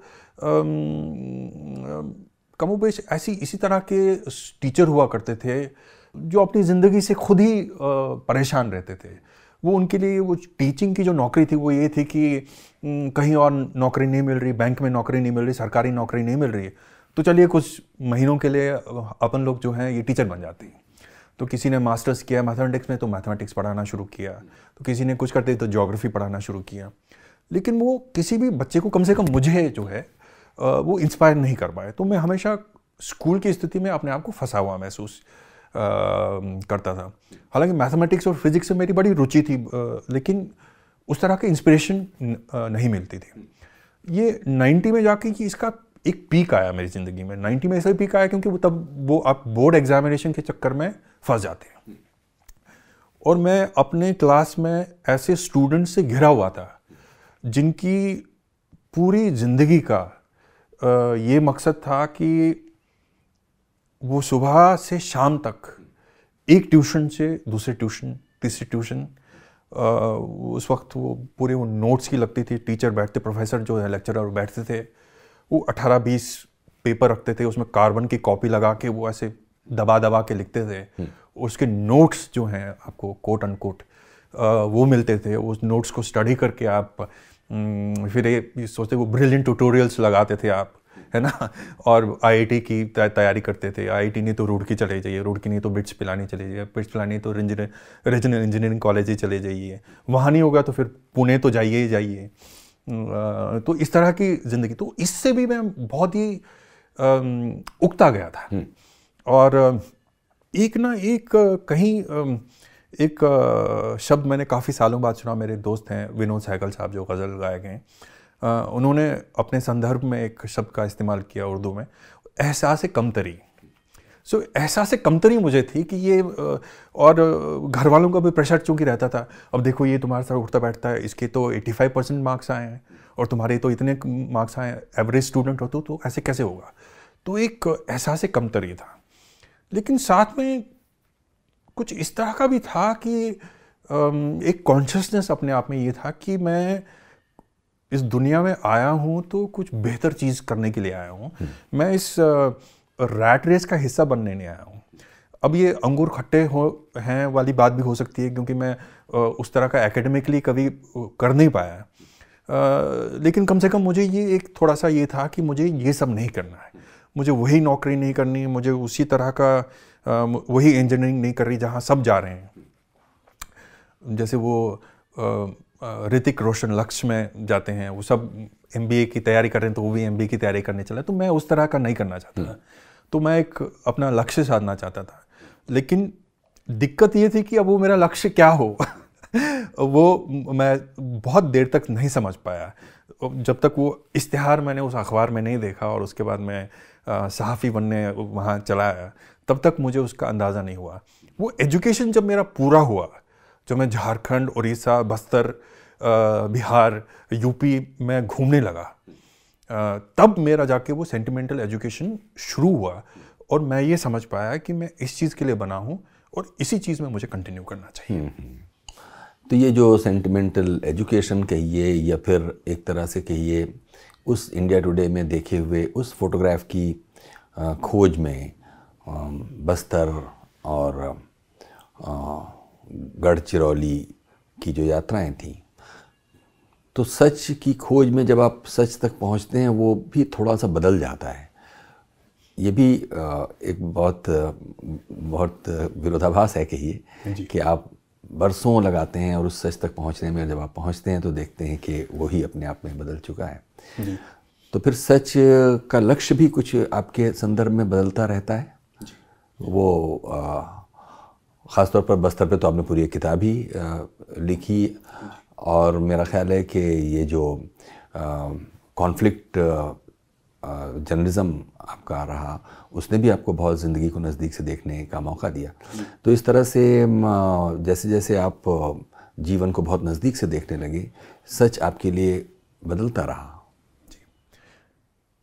तो जब मैंने पत्रकारिता की शुरुआत की यहाँ पर, तो जाहिर तौर है दिल्ली से पत्रकारिता की और national capital main stream media से शुरुआत की, लेकिन बहुत जल्दी मैंने ये पाया कि मैं यहाँ दिल्ली से पत्रकारिता नहीं कर सकता। दिल्ली में काफ़ी चीज़ों की ज़रूरत आपको पड़ती है। अगर आप मान लीजिए कॉन्फ्लिक्ट रिपोर्टिंग भी कर रहे हैं, आप होम मिनिस्ट्री से भी पाला पड़ता है, आपको पुलिस डिपार्टमेंट से भी पाला पड़ता है। लेकिन मेरे एक्सपीरियंस में ये भी होता था कि दिल्ली से पत्रकारिता करने में ये एक एडवांटेज भी है और डिसएडवांटेज भी ये था कि आपको रेडीमेड चीज़ें काफ़ी मिल जाती थी। और इसके बारे में अक्सर मैं बात करता रहता हूँ कि कई आप होम मिनिस्ट्री में किसी जॉइंट सेक्रेटरी के यहाँ चले जाएं जिसके पास एक बना बनाया मसौदा है, हाँ, तो जिस वक्त हम पत्रकारिता कर रहे थे वो कुछ बने बनाए मसौदे उस वक्त हमारे पास वो बने होते थे। वो आपको बुलाता था, एक चाय की प्याली और मुनैको बिस्किट खिलाता था और उसके बाद वो आपको वो डॉसियर जैसे कहते हैं पुलिस की भाषा में, वो आपको चुपचाप पकड़ा देता था और ऐसा बिहेव करता था जैसे उसने आप पर बड़ा एहसान किया है और अब उस एहसान के तले आप दब चुके हैं कि मैंने अपने डिपार्टमेंट का जो सबसे सीक्रेट डॉक्यूमेंट है वो आपके साथ शेयर किया है। तो हमारे ज़माने में जब हम पत्रकारिता करते थे उस वक्त वो कुछ गिने चुने डॉसियर कम से कम होम मिनिस्ट्री से निकलते थे। जैसे इंडो नेपाल बॉर्डर पे मदरसे मशरूम हो रहे हैं, बहुत मदरसे बन रहे हैं। वेस्ट बंगाल बॉर्डर पे बहुत सारे मदरसे बन रहे हैं। लाइन ऑफ कंट्रोल के उस पार इतने आतंकवादी अभी भी आप देखते हैं, वो एक पूरी उनके पास काउंट होती है। 136 आतंकवादी जो हैं सीमा पार घुसपैठ के लिए इंतज़ार कर रहे हैं। अरे साहब, जब आपको मालूम है 136 हैं तो सब तो आपको मालूम ही है, तो फिर आप किस चीज़ का इंतज़ार कर रहे हैं। तो इस तरह का होता था। पर मैंने ये पाया कि ये जो सत्यता है उसके बहुत अलग है, उससे बहुत दूर है। दूसरा ये होता है कि जब आप बाहर भी रिपोर्टिंग करने के लिए जाते हैं तो आप एक प्री कंसीव्ड नोशन से ग्रस्त रहते हैं कि आपने ये देखा है कि बिहार में इस फलाना ढिमकाना जगह पे ये हो रहा है, ये आपने अपने मन में ऑलरेडी एक आइडिया धर लिया है। और पत्रकारिता में दिक्कत क्या होती है कि जब आप वहाँ पहुँचते हैं तो आप सारी कोशिशें आपकी ये होती है कि आपका जो नोशन है, जिस नोशन को लेकर आप चलें, आप उसके इर्द गिर्द ही इस तरह के सबूत इकट्ठे कर लें जो आपके नोशन, आपकी जो थ्योरी है जिसे लेकर आप दिल्ली से रवाना हुए हैं जहाज में बैठकर, उसको पूरी कर पाए। न कि ये कि आप वो जो वहाँ पर देखें, आई विटनेस आपने कुछ दिन गुजारे और उसके बाद आपको वहाँ वो दिखे, इस तरह की कोई कोशिश नहीं होती थी। तो मैंने ये कोशिश की कि ये कम से कम मैं ना करूँ। जब भी मैं गया वहाँ पर तो मैंने एक छोटी छोटी चीज़ें लोगों को, अपने से जूनियर्स को समझाने के लिए कई बार मैं बात करता हूँ। तो मैं ऐसे क्या कहता हूँ कि क्लीन बेडशीट जर्नलिज्म नहीं करनी चाहिए आपको। क्लीन बेडशीट जर्नलिज्म का मतलब ये है कि अगर आप मान लीजिए बस्तर भी चले जाते हैं तो वहाँ पर ये आपकी कोशिश रहती है कि आप एक होटल में रहें और सुबह निकलें आप और रात तक कहीं किसी ना किसी तरीके से उस वापस अपने होटल में आया जहाँ आपको खाना मिल रहा है, सुविधा मिल रहा है, इस तरह के मिले। लेकिन बियॉन्ड पॉइंट इस तरह की जर्नलिज्म से आप कुछ समझ नहीं पाएंगे, क्योंकि आप बस्तर गए और चूंकि आप वहाँ पर स्ट्रिंगर्स पे जो आपके लोकल रिसोर्स पर्सन हैं, जिनकी आपकी कोई बाय द वे कोई इज्जत नहीं करते, क्योंकि आपका टॉप डाउन अप्रोच इतना रहता है, आप अपने इतने घमंड में रहते हैं क्योंकि आप दिल्ली के पत्रकार हैं और आप एक नेशनल मेन स्ट्रीम से हैं, आपकी बाईलाइन है, आपको लगता है कि आप उन्हीं लोगों पर एहसान कर रहे हैं। लेकिन आपको ये मालूम नहीं है और इस बात का अंदाज़ा नहीं है कि आप वहाँ पर कुछ नहीं कर पाएंगे उनकी मदद के बिना। बिल्कुल, है ना। तो इस तरह का कोई कॉन्शियसनेस ही नहीं है आप में। तो इसको दूर करने मैंने जो भी जर्नलिज्म वहाँ से किया है, जो भी थोड़ा बहुत किया है, वो इसी करंट के अगेंस्ट, इसी टाइड के अगेंस्ट, इस टाइड को तोड़ने के लिए किया है वहाँ से, कि मैं ज़्यादा से ज़्यादा समय बिताऊं। मैं ये कभी जोक में कहता हूँ कि अगर आप नक्सलियों से भी मिलना चाहते हैं, पर ये नहीं है कि जब भी मैं कई बार अपने करियर में बहुत बार जैसे मैं माओइस्ट के साथ एम्बेडेड रहा हूँ, मतलब मैंने उनके साथ हफ्तों उनके साथ यात्रा की है, गुजारे हैं। और जब मैं वापस आता था तो कई पत्रकार जो है मुझे फ़ोन करते थे और कहते थे कि मुझे मिलवा दो। तो मैं ये उनको कहता था, बाय वे ऑफ जोक उनको कहता था कि Naxals are not like coke bottles. ये कोई कोका कोला नहीं या हल्दीराम की भुजिया नहीं है कि आप कहीं भी देश के किसी भी कोने में चले जाएंगे, छोटी सी छोटी जगह पर जाएंगे तो वहाँ भी आपको 5 रुपये का जो हल्दीराम है या बीकानेर का वो पैकेट आपको मिल जाएगा। वहाँ पीने का पानी नहीं होगा, वहाँ प्राइमरी हेल्थ सेंटर नहीं होगा, पर वो हल्दीराम की भुजिया, वो 5 रुपये का पैकेट या 1 रुपये का पैकेट वो आपको मिलेगा ज़रूर। तो मैं ये कहता था कि वो इस तरह की आपको नहीं मिल सकते जब तक आप वहाँ समय ना गुजारें, जब तक आप वो लोग ना देखें। आदिवासी भी जो हैं वो पहले दिन आप उनकी झोपड़ी के बाहर खड़े होकर आप उनसे अपनी हिंदी में बात करना शुरू करें तो आपको कुछ नहीं बताएंगे, क्योंकि वो उनको मालूम नहीं है आप कौन हैं, क्या है, इस तरह से खुलते नहीं हैं। लेकिन जब आप उनके साथ समय बिताते हैं, जब उनको लगता है कि ये आदमी आया है and he is invested in your story, वो इन्वेस्टमेंट स्टोरी का ही बड़ा ज़रूरी है। और मैंने अपने एक्सपीरियंस में ये भी पाया है कि लोगों के पास सुनने का पेशेंस नहीं है, क्योंकि आपके पास डेडलाइन का ये है, अब एडिटर भेजा कलर कोट, 2 कोट लेकर आओ, 2 बाइट लेकर आओ, वो आपने बना दिया, पीछे म्यूजिक लगा दिया टेलीविजन में। और प्रिंट में भी कुछ इसी तरह की स्थिति है, आपने कुछ एक एंगल पकड़ लिया, एंगल से आपने 400 वर्ड छाप दिए, ये हो गया। लेकिन उसकी जो इनर लाइफ है उस आदमी की जिससे आप बात कर रहे हैं, तो कहीं ना कहीं मुझे लगा कि जर्नलिज्म में इस बात की भी ज़रूरत है। मेरे एक पसंदीदा अमेरिकी ऑथर है जिनके बारे में रिकॉर्डिंग से पहले मैं आपसे जिक्र कर रहा था, डेविड फॉस्टर वॉलेस। तो उन्होंने एक उदाहरण देते थे, वो कहते थे कि I am a non journalist. तो कई बार मुझे लगा कि ये चीज़ कितनी सटीक है। कई बार जर्नलिज्म करने के लिए आपको नॉन जर्नलिज्म भी करना पड़ता है, कि आप उस आदमी की बातें सुने, उस पर अपना समय इन्वेस्ट करें, उसकी क्या महत्वाकांक्षाएं हैं, उनकी क्या डिज़ायर्स हैं, उनकी क्या प्रॉब्लम्स हैं वहाँ पर। प्रॉब्लम का मतलब ये नहीं कि आप वहाँ गए, एक फ्लाइंग विजिट किया, आपने कहा क्या नाम है, एज, उम्र क्या है, क्या हुआ, परिवार में कितने, 2 लोग मर गए, अच्छा क्या हुआ, कॉलरा हो गया था, अच्छा, क्या हुआ, गरीबी है, कुछ खाने को नहीं मिला, नरेगा में काम करते हो, निकल गए। हाँ, अपना गाड़ी में बैठे और अपना बिस्लरी की बोतल खोली और अपना पी के निकल गया। अपना स्टोरी को 400 वोट करने में कोई दिक्कत नहीं। तो इस तरह की पत्रकारिता से परहेज कैसे हो, ये हमेशा मेरे लिए भी मुमकिन नहीं हुआ है, लेकिन जहाँ भी मुमकिन हुआ मैंने इसके लिए बहुत कोशिश, और इसके लिए अपने करियर से, जो करियर ग्राफ के बारे में जो मैं आपको बात बता रहा था, उस पर मैंने बहुत कॉम्प्रोमाइज़ किया है, लेकिन इस पे मैंने कोई कॉम्प्रोमाइज़ नहीं किया है। अब आप ये कहेंगे कि मैं हमेशा सक्सेसफुल रहा हूँ, हमेशा कामयाब रहा हूँ, नहीं, हमेशा कामयाब नहीं रहा हूँ, लेकिन मुझे इस बात का कम से कम ये एक एहसास रहेगा कि मैंने अपनी तरफ से कोशिश करने में कोई छूट नहीं दी उस चीज़ में। जी, तो ये जो सवाल मुझसे सागर सरहदी ने पूछा बातचीत के दौरान, हालांकि बात संदर्भ उसका भारत और पाकिस्तान विभाजन था, लेकिन उनका अपना गांव जिस तरह छूटा, उस पर वो पूछते हैं कि वो कौन सी ऐसी ताकतें हैं जो इंसान को उसकी ज़मीन से जुदा कर देती हैं, और उनको क्या अधिकार है कि उनकी ज़मीन से उसे। तो आपने अगर देखें, चाहे वो कॉन्फ्लिक्ट रिपोर्टिंग के सिलसिले में आपने देखा हो, लोग एक जगह से दूसरी जगह दर बदर होते रहते हैं, या फिर ये जो डेवलपमेंट के मॉडल्स हैं उसमें आप देखेंगे कि लोग दर बदर होते रहते हैं, या जो पॉलिसी की प्रॉब्लम्स हैं, या जो वेस्टेड इंटरेस्ट हैं, मतलब अलग अलग शेड्स हैं लोगों के, उनकी किसी गलती के बिना उन्हें डिस्प्लेस कर दिया जाता है। अगर इन सब को एक ब्रॉडर कैनवस में रख कर देखें तो प्रॉब्लम आपको क्या दिखाई देती है कि बेकसूर लोग अपनी ज़मीन, अपने जंगल, अपने कल्चर, अपने खान पान से डिस्प्लेस कर दिए जाते हैं। इस पर जब आपने इतने लंबे अनुभव और ख़ुद इस पर काम करते हुए, चाहे वो बस्तर का इशू हो, या फिर ख़ुद कश्मीर में मास एक्सोडस का मामला हो, या फिर इराक वॉर हो, आप किस नतीजे पे पहुँचे इस पर सोचते हुए?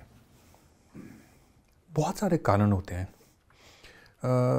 पर बेसिक फंडामेंटली अगर आप एकदम एक प्राइमल लेवल पे बात करें, वो यही मेरा निष्कर्ष निकला है कि एक ऐसा मोमेंट आता है जब आपके आसपास का एक आदमी, या आपके आसपास का ना भी हो, वो आदमी की जो जिसे कुछ ट्रेट्स ऐसे होते हैं जो उसको आदमी कहलाता है, एक ह्यूमन बीइंग जिसे कहते हैं, वो कहलाता है।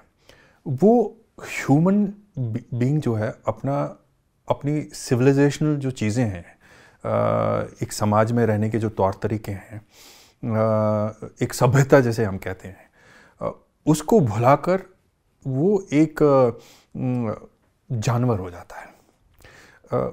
हालांकि पिछले कुछ वर्षों में मैंने ये पाया कि ये हम जानवर का मेटाफर उसमें यूज़ करते हैं, जानवर कभी ऐसा करता नहीं है, आदमी ही ऐसा करता है, लेकिन वो एक सैवेज बन जाता है। और वो सैवेज खासकर उस आदमी से ज़्यादा चोट पहुंचती है, उस सबसे ज़्यादा नुकसान किसी भी समाज में किसी भी परिस्थिति में वो आदमी पहुंचाता है जहां से इस तरह के बिहेवियर आने की सबसे कम उम्मीद हो आपको। चाहे वो कश्मीर में हो, चाहे वो गुजरात दंगों में हो, चाहे वो बस्तर के किसी आदिवासी क्षेत्र में हो, चाहे वो बगदाद में हो, चाहे वो श्रीलंका में हो, चाहे वो अफ़गानिस्तान में हो, तो इस तरह की चीज़ें होती हैं। और एक इनविजिबल इफ़ेक्ट जो है, चीज़ों ऐसी ताकतों का आप पर इफ़ेक्ट होता है, आपकी ज़िंदगी को ऐसे तोड़ देते हैं जिन चीज़ों पर आपका कोई से नहीं है, जिन चीज़ों की आपको कोई समझ नहीं है, जो चीज़ें आपको दिखाई नहीं देती। मसलन जब पुराने ज़माने में आदमी जंगल में रहता था, गुफा में रहता था, तो उसे उसकी जो खतरे हैं उसके बारे में एक निश्चितता होती थी कि आप यहाँ रहते हैं, यहाँ पर इस तरह का जंगली जानवर आता है जो आपको नुकसान पहुँचा सकता है, या पास के कबीले से कोई लोग आ सकते हैं, वो आपके ज़मीन पे कब्ज़ा करना चाहते हैं और आपका जो सर है आपको हथियारों से वो फोड़ के वो निकल जाएंगे, या आपकी औरतों को लेकर निकल जाएंगे। तो ये विजिबल एक ताकतें होती थी, विजिबल फोर्स हुआ करती थी। लेकिन विगत वर्षों में जिस तरह के कॉन्फ्लिक्ट हमने देखे हैं, वो मैन मेड कॉन्फ्लिक्ट जो हैं, उसमें ऐसे फोर्सेस का हस्तक्षेप रहा है, ऐसे फोर्सेस रिस्पॉन्सिबल रहे हैं जो फोर्स आपको दिखते ही नहीं है, और ना कि वो दिखते हैं उसके बारे में आपको कोई अंदाज़ा नहीं, आपने सपने में भी कभी उसकी कल्पना भी नहीं की है। तो इस तरह के फोर्स आते हैं। अब कश्मीर के संदर्भ में मान लीजिए, जब मैं अर्ली 80s में बड़ा हो रहा था कश्मीर में, तो उस ज़माने में दिल्ली में एक बहुत बड़ी घटना हो गई। वो घटना ये थी कि संजय और गीता चोपड़ा नाम के जो भाई बहन थे, उनको रंगा और बिल्ला नाम के क्रिमिनल ने किडनैप किया और उनकी हत्या कर दी। और उसके बाद जो रिपब्लिक डे पर एक अवार्ड मिलता मरणोपरांत, संजय और गीता चोपड़ा अवार्ड, वो देना शुरू किया। तो मेरे ख्याल में जब ये हुआ, उस वक्त मैं बहुत छोटा था, और मुझे विश्वास है कि दिल्ली में भी वो बड़ी घटना थी, और कुछ हफ्ते अखबारों ने उस पर काम किया होगा और कुछ हफ्ते स्टोरी की। लेकिन वो घटना कश्मीर में इतनी बड़ी थी कि वो सालों तक उसका जिक्र होता गया कि ये किस तरह के आदमी हैं कि रंगा बिल्ला आता है, और ये आते हैं और किसी भी बच्चे का कत्ल कर देते हैं, भाई बहन का कत्ल कर देते हैं। उस ज़माने में मुझे याद है कि हमारे एक कज़न है, वो मेरठ चले गए, क्योंकि उस वक्त ये था कि एग्रीकल्चरल साइंसेस बहुत पॉपुलर हुआ करते थे। तो उन्होंने सोचा, उस वक्त उन्होंने बड़ा पूछा और ये कहा कि एग्रीकल्चरल साइंसेस में उनको बीएससी करनी चाहिए। वो चले गए एग्रीकल्चरल साइंसेस में बीएससी करने, और मेरठ में जो उन्होंने माहौल देखा उस वक्त, वो अचंभे में पड़ गए। और मुझे याद है वो वापस जब गर्मी की छुट्टियों में वापस आते थे, और शाम को हम घर पे बैठते थे सारे लोग, हमारा एक जॉइंट परिवार तरह का था श्रीनगर में। एक ही घर में 3 चौके थे, अलग यूनिट थे, लेकिन 3 मेरे पिताजी और 2 भाई उनके थे, वो उनका परिवार समेत रहते थे। तो किसी भी गिवन मौके पे 15-20 लोग तो रहते ही थे, और शाम को हम अक्सर वो बैठा जाया करते थे। और इस तरह की बैठक में पॉलिटिक्स, चूँकि किसी भी कॉन्फ्लिक्ट जोन में जहाँ किसी भी तरह का डिस्टर्बेंस हो, वहाँ पर वो बातचीत होती रहती है उसके बारे में। तो उस वक्त वो मुझे याद है कि दिनों तक उस पर चर्चा चलती रही कि ये किस तरह के आदमी है, रंगा बिल्ला इस तरह आदमी है। और वो मेरठ से जो अपना एक्सपीरियंस लेकर आया मेरा भाई, कि साहब कोई आया और वो चाकू लेकर किसी के घर पे चला गया और उसको चाकू हो दिया। और मुझे याद है सारे ऐसे बैठ के सोचने लगे कि ये किस तरह मुमकिन हो सकता है, और किस तरह के शहर है ये, दिल्ली और मेरठ और पता नहीं कहाँ कहाँ नॉर्थ इंडिया में आप जाते हैं और आपको समझ नहीं है। और ये आपको जानना पड़ेगा, ये उस वक्त का समय है कि जब मोस्टली कश्मीर में हमको बाकी हिंदुस्तान में क्या है इसके बारे में ज्ञान बहुत लिमिटेड है। कुछ परिवारों में जिनका एक्सपोजर है, जो बड़े सम्राट परिवारों से है, उनको होगा जरूर, दिल्ली आते जाते रहते होंगे, लेकिन हमको कोई ज़्यादा नहीं था। तो हमारे जैसे परिवार जो थे वो बाकी का जो हिंदुस्तान है वो 2 श्रेणियों में बटा हुआ था। एक है नॉर्थ इंडिया से कोई भी आया वो पंजाबी है, और दक्कन के दक्षिण में कोई भी आया वो मद्रासी है। तो ये हमारी हिंदुस्तान को लेकर समझ थी, इसके अलावा कोई समझ नहीं थी। तो इस तरह की बातें होती हैं। बाद में मैंने ये पाया कि चीज़ें जैसे चेंज हो रही थी वहाँ पर भी, बाद में मैंने ये पाया कि ये आदमी में जो वो फंडामेंटल जब चेंज आती है तो इस तरह के कॉन्फ्लिक्ट फिर शुरू हो जाते हैं। मुझे याद है कि एक गोविंद निहलानी साहब का जो फेमस सीरियल है तमस, वो उसी ज़माने में जब कश्मीर में थोड़ी हालात बिगड़ने शुरू हो गए थे लेट 80s में, तो उसी वक्त वो दिखना शुरू किया था।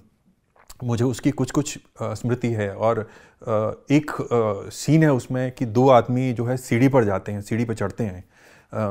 एक मेरे ख्याल से हिंदू है उसमें, एक मुसलमान है, और वो ऊपर चढ़ते हैं छत पर। तब तक वो दोनों एकदम नॉर्मल हैं, वो सामान्य बिहेव कर रहे हैं, एक दूसरे को जानते हैं। वो ऊपर छत पे चढ़ते हैं, इसकी मुझे बड़ी फेंट मेमोरी है मुझे उसकी।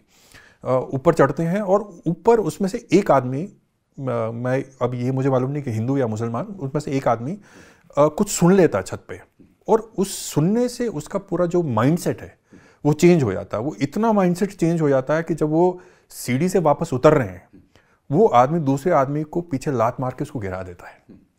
तो इतने एक क्षण में जो है उसकी पूरी माइंडसेट चेंज हो गई, और जिसके बारे में हम पहले तफसील से बात कर रहे थे, वो जानवर, वो उस क्षण में जो है वो जानवर बन गया। तो यही जानवर बनना हमने गाहे बगाहे हर जगह पर, जहाँ पर भी मेरा एक्सपीरियंस रहा है, चाहे वो बगदाद में हो, चाहे वो बस्तर में हो, चाहे वो गढ़चिरौली में हो, चाहे वो कश्मीर में हो, चाहे वो गुजरात में हो, कहीं पर भी हो। तो इसी तरह का जो, अगर हम बिल्कुल बेसिक लेवल पे बात करें, फिर उसके बाद कई यूनिट्स फेल हो जाते हैं, स्टेट आपका फेल करता है। मेरी स्टेट में मेरे अपने अनुभव में मुझे स्टेट पर बड़ा फेथ है, और मैं स्टेट की ताकत को बहुत इंपॉर्टेंट समझता हूँ। स्टेट के फंडामेंटली कुछ उसके डिसएडवांटेजेस होते हैं, उसकी कमियां होती हैं, लेकिन स्टेट का होना बड़ा ज़रूरी है। ये मेरा अपना निजी अनुभव है, क्योंकि मैंने पाया कि जहाँ पर, मेरी पहली किताब का नाम भी एब्सेंट स्टेट है, जो मैंने नीलेश मिश्रा के साथ लिखी है, मेरे दोस्त। उसका भी फंडामेंटल यही है कि जहाँ जहाँ स्टेट अपनी ड्यूटी का निर्वाह करने से कतराता है या फेल हो जाता है, वहीं पर इस तरह की स्थिति हो जाती है, चाहे वो कश्मीर हो, चाहे वो गुजरात हो, चाहे वो कोई भी कॉन्फ्लिक्ट हो, चाहे वो कोकराझार ही क्यों ना हो, चाहे वो मणिपुर ही क्यों ना हो। तो इस तरह की स्थिति वहीं पैदा हो जाती है जहाँ पर state fail to perform its duty. तो इस बात को, जिसे आपने बाद में कहा, स्टेट की रिस्पॉन्सिबिलिटी या एब्सेंस ऑफ स्टेट की जो बात आपने बाद में चिन्हित की, और उससे पहले आपने तमस का उदाहरण दिया, अगर इसको उलट दें, क्योंकि आखिरकार ये दोनों ही लोग, चाहे वो ये दोनों ही लोग कहीं विक्टिम ही तो हैं, और वो विक्टिम, अब ये मेरी अपनी राय हो सकती है, और आपने चूँकि चीज़ों को और उनकी जटिलता में और उनके कॉम्प्लिकेशंस में अंदर जाकर देखा है, कहीं इंसान के बीच का ये जो रिश्ता टूट रहा है, या जिसको आप कह रहे हैं वो एक लेवल पर जाने के बाद जानवर बन जा रहा है, उसको भी मालूम नहीं कि वो किसी एक तीसरी ताकत से गवर्न, वही उसी इनविजिबल फोर्स का वो जो एक्टर है वहाँ पर, जो इनविजिबल एक्टर है, इस संदर्भ में वो जो उसने कुछ सुना, मेरे ख्याल से लाउड स्पीकर पे वो कुछ सुनता है, और वो लाउड स्पीकर के पीछे कौन सी आवाज़ है, और उसका क्या मोटिव है, वो लाउड स्पीकर पे आने का क्या मोटिव है उसका, तो वो एक इनविजिबल फोर्स है। तो उसी इनविजिबल फोर्स का मैं जिक्र, मैं आपसे बिल्कुल इत्तेफाक रखता हूँ, वो उस क्षण में विक्टिम हो जाता है। लेकिन बात फिर वही आ जाती है कि आपके पास शायद ये सोचने समझने की शक्ति नहीं है, और आप बह जाते हैं, उस वक्त जज्बात में बह जाते हैं, और जज्बात अलग अलग तरह के जज्बात हैं। धार्मिक उन्माद अलग जज्बात है, रीजनलिज्म अलग जज्बात है, और इन जज्बातों से इस आधुनिक सदी में खासकर जब आप सोशल मीडिया पे इतने घृणा के मेथड्स हैं, इतनी मिस इन्फॉर्मेशन और डिसइन्फॉर्मेशन दोनों हैं, इससे बचें तो बचे कैसे। मैंने ये पाया, मेरा अपने निजी ये है कि अगर आप अपने बेसिक ह्यूमन नेचर, आपकी जो एम्पैथी है, आपका वो जो कैरेक्टर है, उस पर अगर आप टिके रहें तो आप किसी भी मिस इन्फॉर्मेशन या डिस इन्फॉर्मेशन से, आपके पास अंदर इतनी कुव्वत है, आपके दिल में इतनी कुव्वत है, अगर आप वो अच्छाई आप में है, जैसे बेसिक काइंडनेस फ़लसफ़े में, ह्यूमन फ़लसफ़े में आप कहते हैं, वो आपके अंदर बेसिक काइंडनेस है, जिसके बारे में जो इनर स्ट्रेंथ है आपका, जिसके बारे में गांधी जी भी कई बार बात करते हैं। गाली देना बड़ा आसान है, आप देख रहे हैं कितनी गाली नेहरू जी और गांधी जी को आज के ज़माने में पड़ती हैं, लेकिन जो इनर स्ट्रेंथ अगर आपका है कि मैं इस आदमी को नुकसान नहीं पहुंचाऊंगा और मैं उस स्तर पर नहीं पहुंचूंगा कि मैं फरसा लेकर या बंदूक लेकर किसी को मार रहा हूं, सिर्फ मार नहीं रहा हूं, आपको ये भी देखना होगा कि ऐसे कॉन्फ्लिक्ट्स में अक्सर ऐसे लोग भी शामिल हो जाते हैं जिनके बारे में आप कभी मतलब कल्पना भी नहीं कर सकते। अगर 1984 में दंगे हुए हैं और कुछ क्रिमिनल एलिमेंट उसमें शामिल था, लेकिन आपको ये ध्यान रखना होगा कि आपका पड़ोसी भी, जिसके साथ आप उठते बैठते, जिसके बच्चे आप स्टापू खेलते, वो भी उस हत्याकांड में शामिल हुआ। उसने आपकी हत्या भले ना की हो, लेकिन उसने, जैसे गुजरात में हमने देखा या कहीं भी दंगों में हमने देखा कि कैसे मिडिल क्लास दुकानों से, जो विक्टिम्स की दुकानें हैं, उनसे टीवी सेट लूट रहा है। ये पढ़े लिखे लोग हैं जिनके हाथ में चाकू तलवार आपको कुछ नहीं मिलेगी, लेकिन इनके दिल में वो घृणा है, इनके दिल में नफरत है, और ये अवसरवादी लोग हैं। उन्होंने उस अवसर का फायदा उठाकर, जैसे शिकारा में वो जो हाजी साहब हैं, वो उस तरह के आदमी है। हाजी साहब जो कैरेक्टर हैं शिकारा में, उन्होंने कभी किसी को मारा नहीं है, उन्होंने किसी को गोली नहीं मारी, लेकिन वो एक अवसरवादी किस्म के आदमी हैं जो इस बात पे नजर रखे हैं कि जो कहानी के मुख्य पात्र हैं शिव कुमार धर, वो वहां गए हैं और उनके मकान पर वो कब्जा करना चाहते हैं। तो इस तरह के लोग जो क्रिमिनल एलिमेंट है या जो मिलिटेंट एलिमेंट है, उनसे ज़्यादा नुकसान किसी भी सोसाइटी में और उस सोसाइटी का जो फैब्रिक होता है उसको पहुंचाते हैं। बिल्कुल, आपने ठीक कहा। और ये सब कुछ देखते हुए, चाहे वो भारत में राजनीतिक सामाजिक परिस्थितियां हों या विश्व स्तर पर, आपकी नज़र सब तरफ है, आपके काम की वजह से भी, आपकी रुचि की वजह से भी। आप क्या देख पाते हैं अभी कि ये जो इंसानी रिश्तों के बीच ये जटिलता और रूप ख़राब से ख़राब तर लेती जा रही है, उसका क्या आपके नज़र में एक सीधा, क्योंकि हम चीज़ों को कॉम्प्लिकेटेड खुद ही करते जाते हैं, जिसको शायद नॉर्थ ईस्ट में नहर के किनारे बैठे हुए आदमी ने से पूछा गया कि माजुली नहर को कैसे बचाएं, बोले कि उसको छोड़ दो, वो खुद ही बच जाएगी। उसके बारे में चिंता करना छोड़ दो, वो खुद ही बच जाएगी। जी, बहुत ही कठिन और जटिल समय है, ख़ासकर जिस वक्त से आप और हम इस वक्त गुज़र रहे हैं, जूझ रहे हैं। मेरा निजी आंकलन ये है कि ये स्थिति और भी बदतर होगी। अभी हमें और भी चीज़ों का सामना करना पड़ेगा, क्योंकि मीडियम जो है, मीडियम इतने वृहद, इतने एक्सटेंसिव और इतने अप्रोचेबल हो गए इस घृणा और हेट्रेड को फैलाने के लिए। जब इंटरनेट आया तो बहुत लोग खुश हुए, और ये इतना एक पावरफुल साधन है जिस चीज़ को पहुंचाने में, जिस चीज़ को मैं ये कहता हूँ कि जो मोबाइल का कैमरा है, ये 21वीं सदी का सबसे इम्पॉर्टेंट और सिग्निफिकेंट पॉलिटिकल टूल है। आपने देखा होगा कि कितनी चीज़ों के बारे में आपको अंदाज़ा नहीं होता अगर कोई ना कोई एक आदमी वहाँ पर वो अपना सस्ता मोबाइल कैमरा ऑन करके ना बैठा होता। हाँ, चाहे वो यूपी में एक दलित लड़की के जलाने की घटना हो या कहीं भी कोई भी घटना हो, चाहे वो नॉर्थ ईस्ट दिल्ली के में दंगे जो हो उसकी घटना हो, अगर वो वहाँ पर नहीं होता तो आपको कई चीज़ों के बारे में पता नहीं चलता। लेकिन ये इसका जो नेचर है दो धारी तलवार की तरह है। इसका जो दूसरा नेचर है वो हमारे लिए एक बहुत बड़ा खतरा बन के उभर रहा है। और जिस तरह के फ्रैक्चर्स ये हमारी सोसाइटी में कर रहा है हर लेवल पे, आप एक अपार्टमेंट में रह रहे हैं, वहाँ से लेकर दुनिया तक, इंटर कंट्री तक के जो फ्रैक्चर्स हैं वो ये कर रहा है। ये जहाँ तक मेरी सोच और समझ है, ये अब बढ़ता ही जाएगा। इसका कोई इलाज नहीं है, क्योंकि ये एक कैंसर की तरह हमारे अंदर फैल गया है, और एक नफ़रतों का दौर जो है दोबारा फिर शुरू हुआ है। हालांकि कुछ फिलोसोफर जो हैं, कुछ रिसेंटली काम भी हुआ, जैसे रुचर्स वगैरह ने काम किया है, उनका ये भी मानना है कि हमारा जो बेसिक नेचर है, ह्यूमन नेचर है, वो अच्छाई का नेचर है।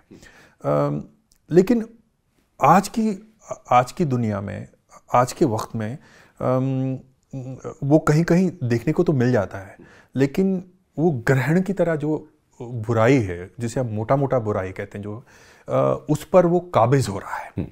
और ये तब तक काबिज होता रहेगा जब तक ख़ासकर सोसाइटी में, हिंदुस्तान जैसे देश में मध्यम वर्ग जो है, मिडिल क्लास, जब तक उसको ये बात समझ में नहीं आएगी, जब तक उसके सामाजिक सरोकार, उसकी कॉन्शियसनेस का लेवल ऊपर नहीं करता, तब तक हिंदुस्तान जैसे मुल्क में ये चीज़ें कभी ठीक नहीं हो सकती।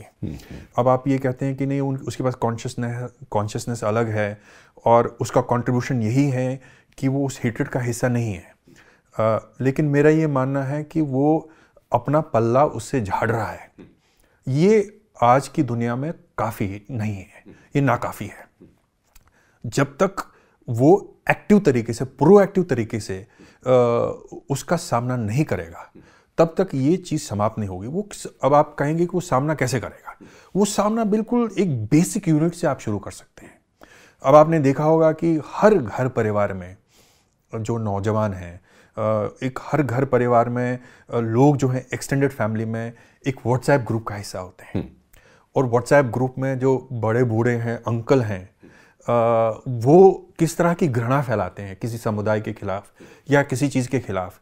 वो पार्शली इसलिए होता है क्योंकि उनको कुछ चीज़ों की समझ ही नहीं है।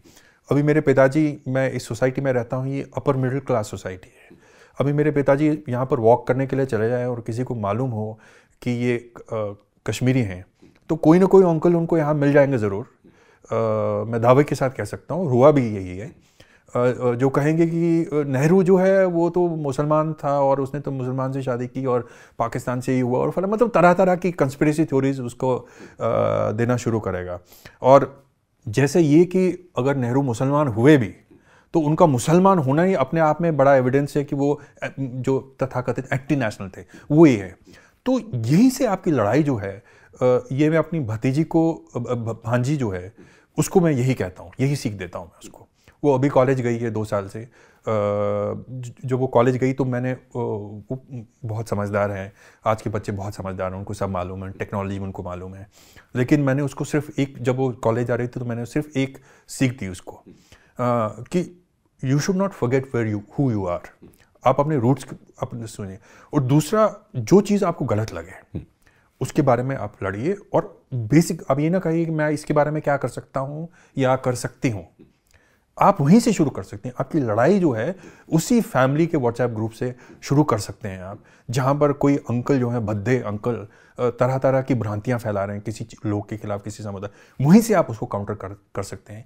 क्योंकि आपकी पढ़ाई लिखाई, आपकी एजुकेशन अगर आपको ये नहीं कहती कि आपको उस जगह पर, उस बेसिक लेवल पर रेजिस्टेंस ऑफर करना है, तब मैं ये समझता हूँ कि वो जो सेंटिमेंटल एजुकेशन जिसके बारे में हम बात कर रहे थे, वो आपका सेंटिमेंटल एजुकेशन जो है अधूरा है, इनकम्प्लीट है, which makes you an incomplete human being as far as I am concern.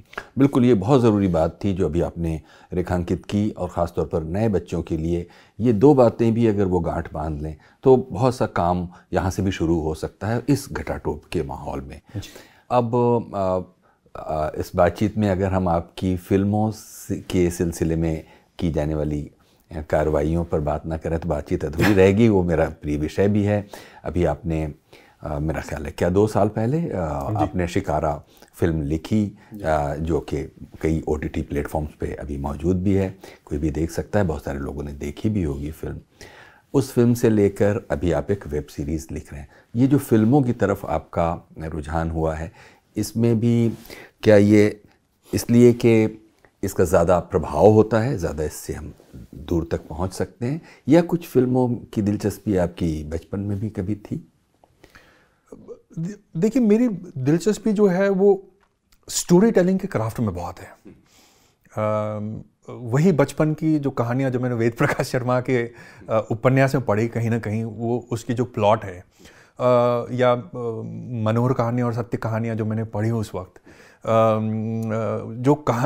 जिस कहानी से मुझे एक्साइटमेंट मुझे मिलता था, उसके बाद मैं जो लिटरेचर पढ़ा, तो स्टोरी टेलिंग के क्राफ्ट अपने में जब मैं जर्नलिज्म भी करता हूँ, जो लोग मेरे काम को मतलब मेरे फील्ड के लोग जो काम को समझते हैं, खासकर जो मैं ओपन मैगजीन के लिए मान लीजिए लॉन्ग फॉर्म जो मैं करता हूँ, वो कई लोगों को इसीलिए पसंद आता है, और उसका एक रीडरशिप है, उसका एक ऑडियंस इसलिए है क्योंकि उसमें स्टोरी टेलिंग का क्राफ्ट जो है वो सर्वोपरि है, वो ऊपर रहता है, उसमें थोड़ा शार्प फोकस रहता है स्टोरी टेलिंग में।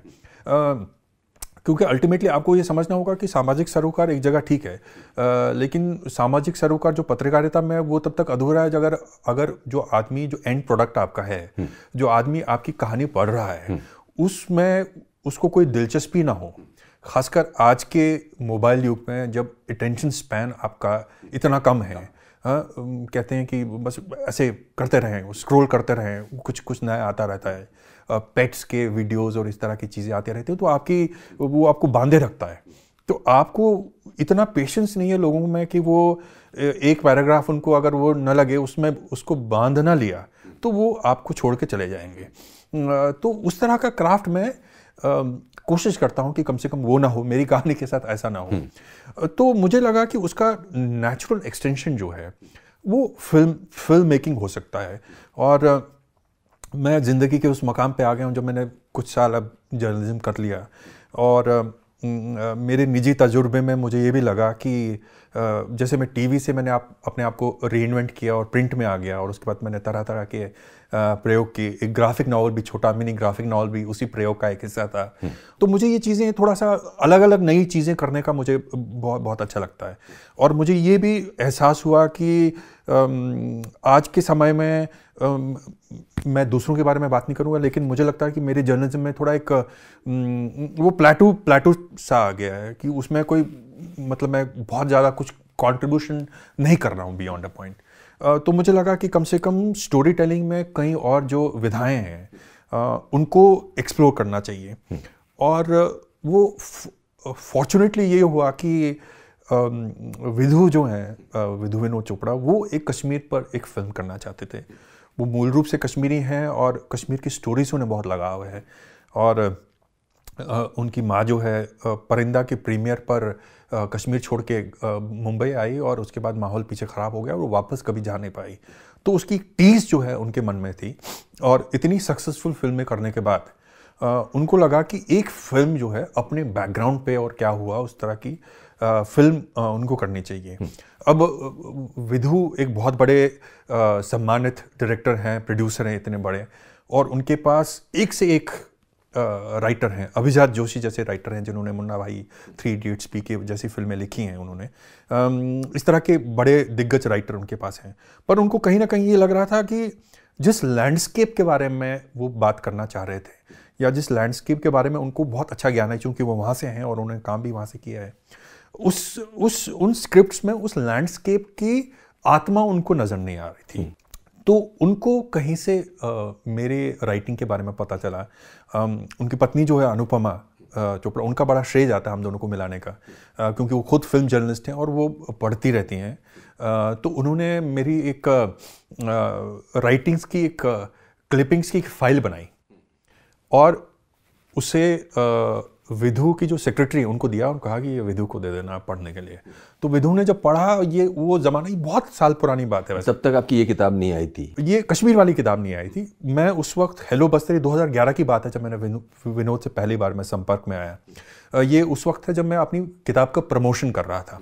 मैं अपने ऑफिस में बैठा हूँ और मेरे पास एक फ़ोन आता है और उसमें कहा कि विधु विनोद चोपड़ा आपसे बात करना चाह रहे हैं। मुझे बड़ा, मतलब फिल्म इंडस्ट्री में मुझे बहुत ज़्यादा लोग जानते नहीं हैं, मेरा फिल्म में नीलेश थोड़ा बहुत गाने वगैरह लिखता है और उसने कुछ फिल्में लिखी हैं, उसके द्वारा मैं ऑन एयर को जानता था, संजय सूरी को मतलब इन लोगों को जानता, पर मेरा फिल्म दुनिया से कोई दूर दूर तक लेना देना नहीं था। तो विनोद से मेरे पहली बार फ़ोन पे बात हुई और उन्होंने कहा कि वो इस तरह कुछ फिल्म बनाना चाहते हैं और उसमें थोड़ी मदद चाहते हैं ये सब, तो क्या कुछ और भेज सकते हैं जो मैंने लिखा हो और जो कश्मीर में जिस तरह को काम करना चाहते हैं उससे कुछ मिलता जुलता हो। तो मैंने कहा ठीक है, मैं आपको भेजता हूँ। लेकिन मैंने उस प्रोजेक्ट को गंभीरता से नहीं लिया। मेरा फिल्म जगत को लेकर एक अलग वही परसेप्शन था जिसे हम बात कर रहे हैं, एक प्री कंसीव नोशन था मेरा, जो सुनी सुनाई बातों में मुझे मालूम था कि अचानक जो है बड़े डायरेक्टर कुछ फिल्मों में कुछ कहानियों में उनका इंटरेस्ट हो जाता है और वो जोश जो है वो अगले दिन फिजल आउट हो जाता है, उसमें कोई रुचि नहीं रहती है, आप अपना उसमें जो है समय ख़राब करते हैं। तो मैंने वो जो बातचीत थी उसके बाद मैंने उनको एक कहानी भेजी, एक कहानी मैंने लिखी थी मेरी माँ के 22 कमरे, जो हमारे पलायन को लेकर और मेरी माँ के साथ उस वक्त क्या हो उसके बारे में थी। और उससे मुझे याद है उसके अगले दिन मुझे उड़ीसा जाना था अपनी किताब के प्रमोशन के लिए। उड़ीसा में बहुत काम मैंने किया और वहाँ मित्र चाहते थे कि मैं वहाँ भी अपनी बुक लॉन्च करूँ। जब उन्होंने वो कहानी पढ़ी, मैं दिल्ली के एक रेस्तरां में खाना खा रहा था, उसके बाद उनकी जो आवाज़ में एकदम अचानक जोश आया और उन्होंने कहा कि बस मैं यही चाहता था। और फिर मुझे लगा कि नहीं, ये कुछ उनकी आवाज़ में मुझे कुछ चेंज नज़र आया। वो एक आम बातचीत नहीं था कि जो एक डायरेक्टर रोज़मर्रा की ज़िंदगी में किसी भी राइटर से, क्योंकि कई प्रोजेक्ट्स पे आप एक साथ काम कर रहे होते हैं, तो उस तरह की आवाज़ मुझे नहीं लगी। मुझे उस आवाज़ में एक सेंटिमेंट नज़र आया। तो उन्होंने कहा कि, मैंने कहा पर मैं तो अभी प्रमोशन करने के लिए उड़ीसा जा रहा हूँ, भुवनेश्वर जा रहा हूँ मैं। उन्होंने कहा कि अच्छा एक काम करते हैं, भुवनेश्वर से तुम दिल्ली मत आओ, तुम बॉम्बे चले आओ, मैं तुम्हारा टिकट करवा देता हूँ। मैंने कहा ठीक है। ये हमारी पहली मुलाकात हुई और वहाँ से इस पर थोड़ा थोड़ा जो काम है उसमें एक लाइन की कहानी जो थी वो मुझे विधु ने बताई। वो उस पर कहा कि इस पर आप वो कहानी बनाइए। तो उस कहानी पे धीरे धीरे काम वो शुरू हुआ। लेकिन बीच में बहुत समय गुजरा, विनोद कुछ और प्रोजेक्ट्स में भी बिजी हो गए। उसके बाद हम संपर्क में रहे इस दौरान, लेकिन 2016 में हमने इसको और सीरियसली लेना शुरू किया। और 2016 में मैं एकदम एक बेरोज़गारी के दौर से गुजर रहा था। मैं यूएस से वापस आया था एक फेलोशिप के बाद और मैंने इमीडिएटली कहीं ज्वाइन करने की सोची नहीं। मैं कुछ समय बिताना चाहता था, कुछ और चीज़ें देखना चाहता था। उसी समय में ये प्रोजेक्ट फिर हमारे सामने आया और वो पहली बार जब मैंने विनोद और उनकी टीम के साथ बहुत सारा समय बिताया इस कहानी को लिखने के दौरान। और वो बहुत ही एक अनूठा वक्त था मेरे लिए, बड़ा लर्निंग एक्सपीरियंस था मेरे लिए, क्योंकि विनोद बड़े एकम्प्लिश्ड हैं और उनके आइडियाज़ बहुत आते रहते हैं, बड़ी एनर्जी उनके अंदर है। उतनी एनर्जी मेरे में भी नहीं जितनी एनर्जी उनमें है, और उस एनर्जी बड़ी इन्फेक्शियस एनर्जी है उनकी। और उनके साथ रहते हो, अभिजात के साथ रहते हो, क्योंकि वो एकम्प्लिश्ड स्क्रीन प्ले राइटर हैं, राजू हैं और ये सब हैं। इन लोगों के साथ रहकर मैंने उसके क्राफ्ट सीखने की कोशिश की थी, क्योंकि मैं उस क्राफ्ट में बिल्कुल कच्चा था। मुझे मोटा मोटा तो मालूम है कि स्क्रीन प्ले क्या होता है और स्टोरी कैसे होती है और उसका क्लाइमेक्स क्या होता है, लेकिन इसके क्राफ्ट की जो बारीकियां हैं वो मैंने पहली बार विनोद और उनकी टीम और अभिजात वगैरह से ये सीखी। तो वहाँ से ये सिलसिला शुरू हुआ। वो फिल्म में कई चेंजेस आए, कहीं उतार चढ़ाव, स्क्रीन प्ले हुआ। अल्टीमेटली जिस रूप में आपने वो फिल्म देखा उस रूप में हमने डिसाइड किया। उस रूप में फिल्म क्यों बने उसकी भी पीछे बड़ी कहानी है, उसके बारे में आप बात करना चाहें तो कर सकते हैं। लेकिन वहाँ से ये यात्रा शुरू हुई और शिकारा करने के बाद कई सारे लोग इंटरेस्टेड हुए, क्योंकि फिल्म में मैंने देखा मुंबई में एक चूँकि OTT प्लेटफॉर्म भी काफ़ी आ गए हैं, तो सच्ची कहानियाँ जो बिल्कुल ग्राउंड से आधारित कहानियाँ हैं, जो नॉन फिक्शन जो टिपिकली हैं, जैसे फैमिली मैन है, पाताल लोक, इस तरह की कहानियाँ जब आनी शुरू हो गई, टब्बर अभी हाल फिलहाल में बहुत पॉपुलर हुआ है, स्कैम ये सब चला है, तो इस तरह की कहानियों की मांग बहुत बढ़ने लगी। और मुझे लगा कि ऐसे माहौल में मेरे जैसे लोगों की उनको ज़रूरत है और मुझे करना भी चाहिए, मुझे खुद भी लिखना चाहिए, क्योंकि ये एक बड़ी अपॉर्चुनिटी है और इसमें जितना आप काम कर सकते हैं उतना अच्छा, अगर आप कोई मीनिंगफुल काम कर पाएँ। क्योंकि कई बार ऐसा होता है जैसे आप इंटरनेशनल जो OTT सीरीज़ हैं उसमें जो जिस तरह का रिसर्च आप देखते हैं वो रिसर्च अलग लेवल का होता है। और कम से कम ये कोशिश मेरी ये रहेगी जब मैं काम करता हूँ, मेरी ये सोच थी कि कम से कम उस लेवल तक पहुँचने का प्रयत्न हो कि अगर आप कुछ देख रहे हैं। हमारे दोस्त हैं सौरभ कुमार शाही, वो एक फ़िल्म के बारे में जिक्र करते हैं। एक विंस्टन चर्चिल पे एक हिस्टोरियन ने उन्होंने किताब लिखी, उस पर एक फ़िल्म बन रही थी।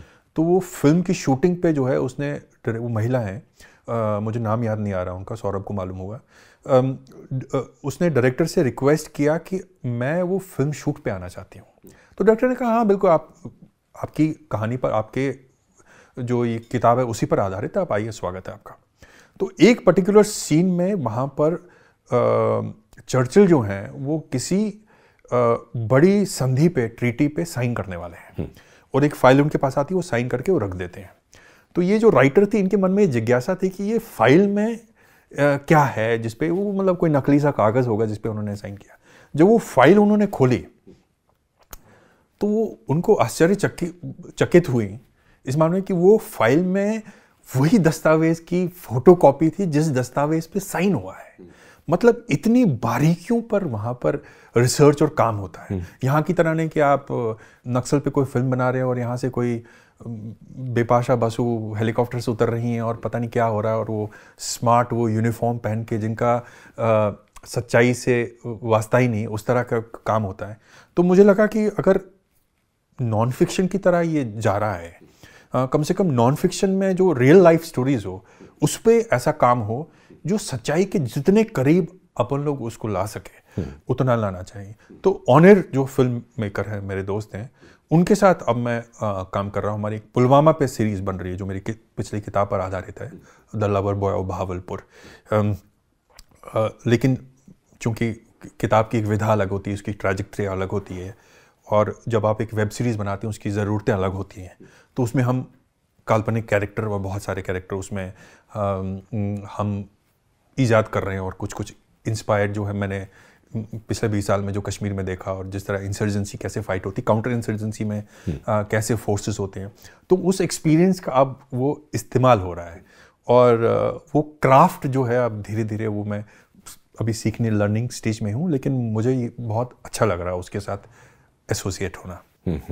तो उम्मीद करते हैं कि ये जब वेब सीरीज़ आएगी तो ये एक आपके लिए भी एक नया अनुभव होगा, और हम भी पुलवामा और उसकी दुनिया के बारे में कुछ ज़्यादा ऑथेंटिक ढंग से समझ पाएंगे। जी ज़रूर। तो कुछ तो ये सवाल थे जो मेरी तरफ से थे। अब आप बताइए कि आपको क्या कहना है।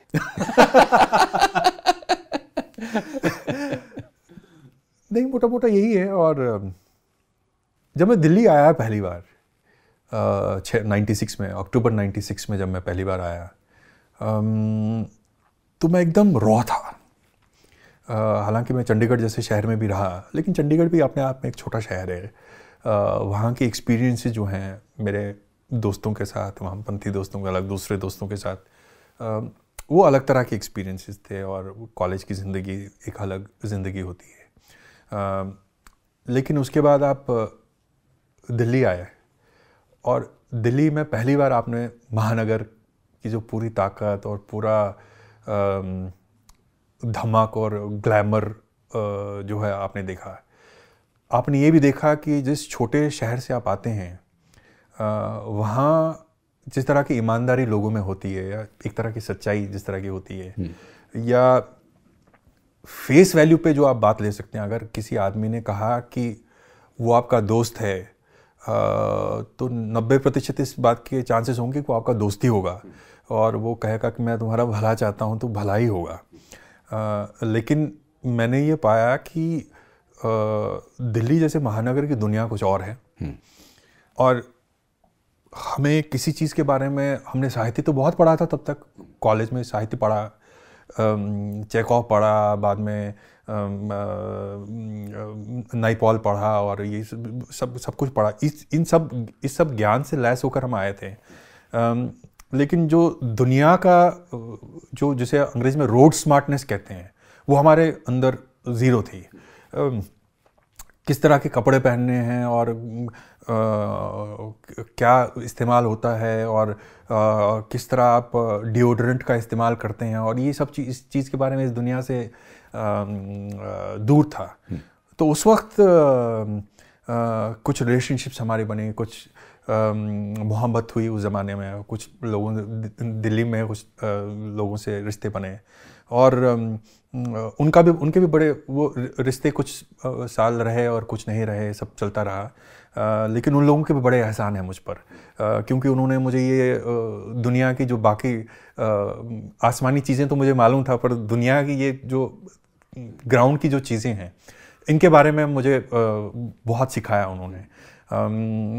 लेकिन उसको सीखने में बहुत वक्त लगा। पढ़ाई लिखाई करके तो हम आए थे, लेकिन यहाँ की जो टेक्सचर जो है भाषा में और यहाँ लोगों से कैसे मिलते हैं इसके बारे में हमें कोई ज्ञान नहीं था। तो जब हम यहाँ आए और यहाँ के लड़कों से हम मिले, और जो हमारी उम्र के लड़के थे, जब वो अंग्रेज़ी में बोलते थे तो उनकी अंग्रेज़ी का टेक्सचर भी हम लोगों की अंग्रेज़ी से अलग था, क्योंकि हमारे घरों में अंग्रेज़ी नहीं बोली जाती है, और हमारी अंग्रेज़ी किताबी अंग्रेज़ी है, जो क्लासिक अंग्रेज़ी, हम उस अंग्रेज़ी में बात करते हैं। तो यहाँ पर जब हम पहली बार मिले तो किसी लड़के ने कहा कि did you have your grub. और मैंने कहा ये डिड यू हैव तो मैं समझ गया, लेकिन ग्रब क्या होता है? तो बाद में पता चला ये स्लैंग इस्तेमाल करते, ग्रब का मतलब खाना आपने खाया, did you have your food.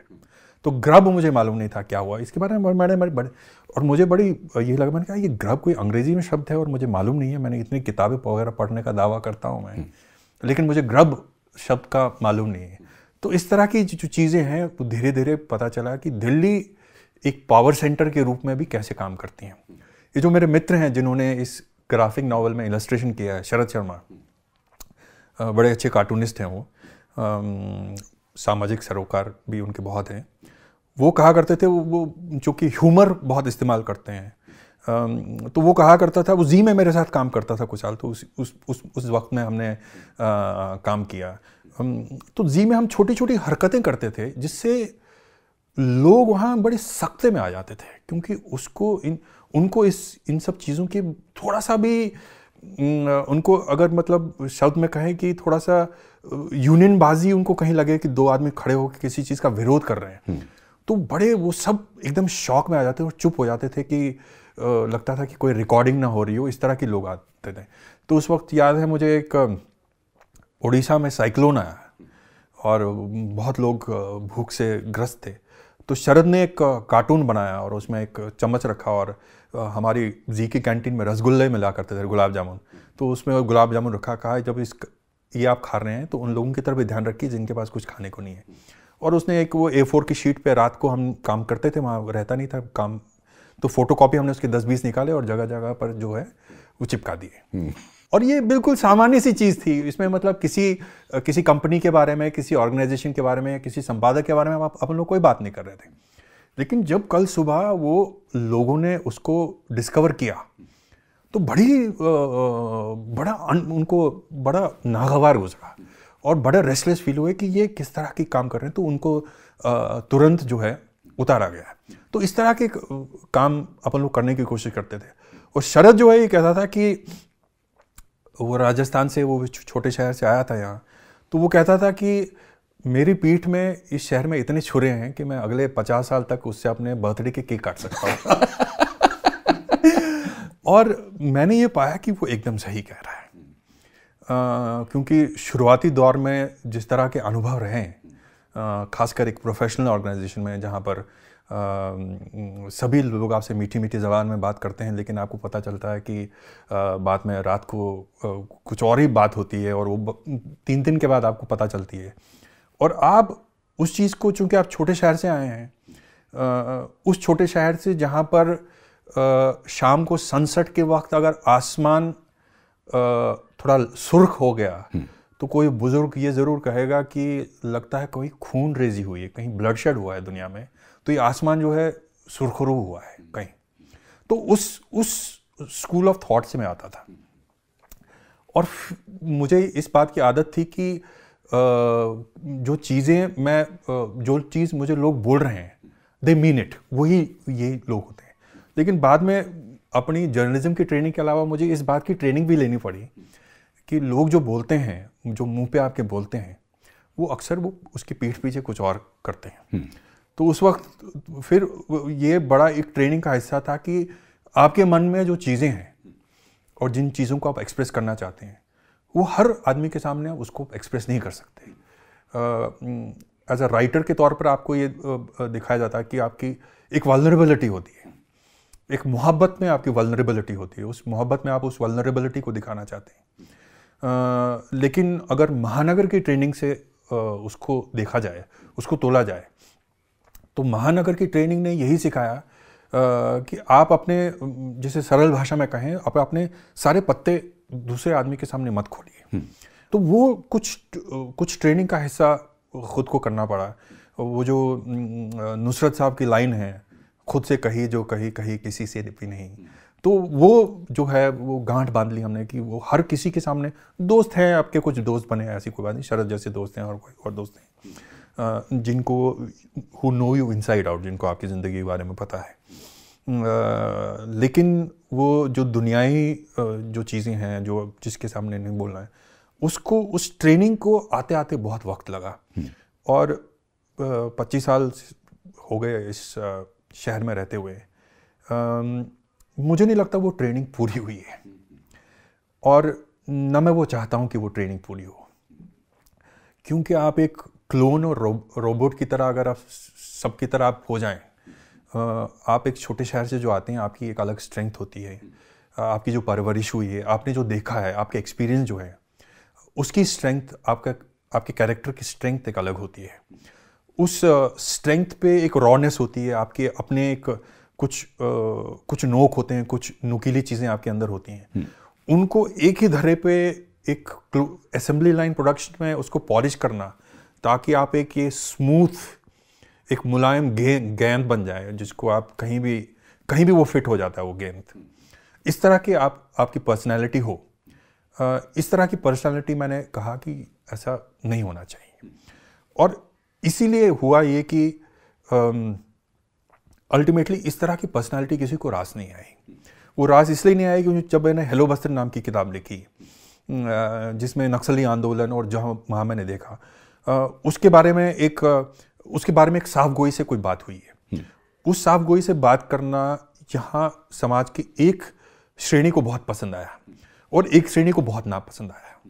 उसके बाद मेरी किताब आई 2 साल के बाद, our moon has blood clots, जो मेरे अपने एक्सपीरियंसेस को लेकर है। और मैंने ये पाया कि वही जो दोस्त जो बाइबल की तरह मेरी किताब पढ़ते थे, उनको अब मेरी कहानी या मेरे से मिलना नागवार गुजर रहा है।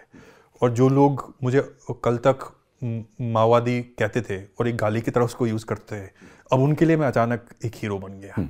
तो मैंने ये पाया, ये मेरी समझ का ही हिस्सा था, और ये उस समझ में फिर बैठता था कि आप किसी भी बाइनरी का, किसी भी मोल्ड का, किसी भी सांचे का हिस्सा मत बनिए। ये मेरी सबसे बड़ी सीख जो है जीवन की। ये फिर वहीं उसी बात से जुड़ती है कि आपका परसेप्शन क्या रहता है, और आप कहीं जाते हैं, सत्य की खोज में जाते हैं, तो क्या आप ये कोशिश करते हैं कि सत्य को मोल्ड करके आप उसी परसेप्शन के खांचे में डालें, जो एक फैशनेबल एक नैरेटिव उस वक्त का है, उस नैरेटिव में डालें। क्योंकि उस फैशनेबल नैरेटिव से अभी क्या हो रहा है कि आपको रीट्वीट मिल रहे हैं, आपको एक सोसाइटी के एक क्लास में, एक कमरे में एक एक्सेस मिल रहा है। क्या आप सत्य को इसलिए मोल्ड कर रहे हैं? हरगिज़ नहीं। तो वो जो नुकीलापन आपके अंदर है, वो जो ब्रांचेस आपके अंदर है, उसको कभी स्मूथन, मुलायम करने की कोशिश ना करें, ताकि आप किसी ऑलरेडी जो गोला है उसमें आप फिट बैठ सकें। ये मेरे जीवन की सीख, मैंने अपने लिए जो सीखा वो मैंने पाया। फिर ये देखता हूँ कि जैसे शिकारा में ही, शिकारा का करीब करीब आखिरी वो दृश्य है जिसमें शिव कुमार धर वापस अपने गांव चले जाते हैं और वहाँ वो बच्चों को पढ़ाने लगते हैं। और तब कुछ बच्चे वहाँ पहुँचते हैं, उनमें से एक बच्चा उनको बहुत गौर से देख रहा है।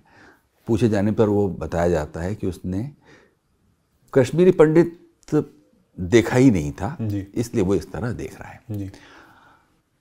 वहाँ से कट्टू अगर आप हालिया व्हाट्सएप मैसेजों की दुनिया में आ जाइए, वहाँ पर भी आपको कश्मीरी पंडितों का अचानक खैरख्वाही देखने को मिलती है। तो आपकी अनेक पहचानों में एक पहचान कश्मीरी पंडित की भी है। आपको क्या लगता है कि जो बाहर बैठी दुनिया अचानक कश्मीरी पंडितों के दर्द से कहीं कराहने लग गई है, वो कितना उनके दर्द के साथ एम्पैथी रखती है और कितना उनको जानती है, उनके कल्चर, उनकी हिस्ट्री, या फिर सिर्फ उसमें शब्द पंडित होने से वो एक उसका काम आसान हो जाता है? देखिए, जिन लोगों को ये मेरा निजी अनुभव है, अगेन दूसरे लोगों के अनुभव इससे मुख्तलिफ हो सकते हैं, लेकिन मैंने अपने अनुभव में पाया कि जिन लोगों को कश्मीरी पंडितों के मुद्दे से, उनकी होमलेसनेस से असली सरोकार है, वो आपको बहुत ही कम ट्विटर पे अपनी बयानबाजी करते हुए दिखेंगे। और ये वो लोग हैं जो किसी भी वॉट अबाउटरी का शिकार नहीं है। वो आप कभी ये नहीं कहेंगे कि अगर कहीं दंगे हो रहे हों या यहाँ से कुछ ही किलोमीटर दूर एक जगह है जहाँ पर कुछ लोगों को नमाज नहीं पढ़ने दी जा रही है काफ़ी हफ्तों से, पर आप उनमें से किसी को जब उस घटना का जिक्र आएगा या सुल्ली डील्स का जिक्र आएगा या बुल्ली ऐप का बुल्ली भाई का जिक्र आएगा, आप उसमें कभी उन लोगों को ये नहीं पाएंगे कहते हुए व्हाट अबाउट कश्मीरी पंडित्स। मुझे गलत मत समझिए, वो कश्मीरी पंडितों की जो कहानी है उस पर कभी कॉम्प्रोमाइज़ नहीं करेंगे, उस पर उनको जो बोलना है वो बोलेंगे। लेकिन अगर किसी और आदमी की कहानी उसमें आ रही है, उस पर वो इक्लिप्स करने की, उसको शैडो करने की कोशिश, अपनी कहानी थोपने की कोशिश नहीं करेंगे। और ये मैंने अपने कोई भी, अगर आपकी कोई मुंबई म्यूनिसिपैलिटी आपकी दीवार तोड़ना चाह रही है और आपकी दीवार किसी पॉलिटिकल मैंडेटा के दौरान टूट गई, वो आप उससे अपनी तुलना कश्मीरी पंडितों के पलायन से करना चाह रही हैं।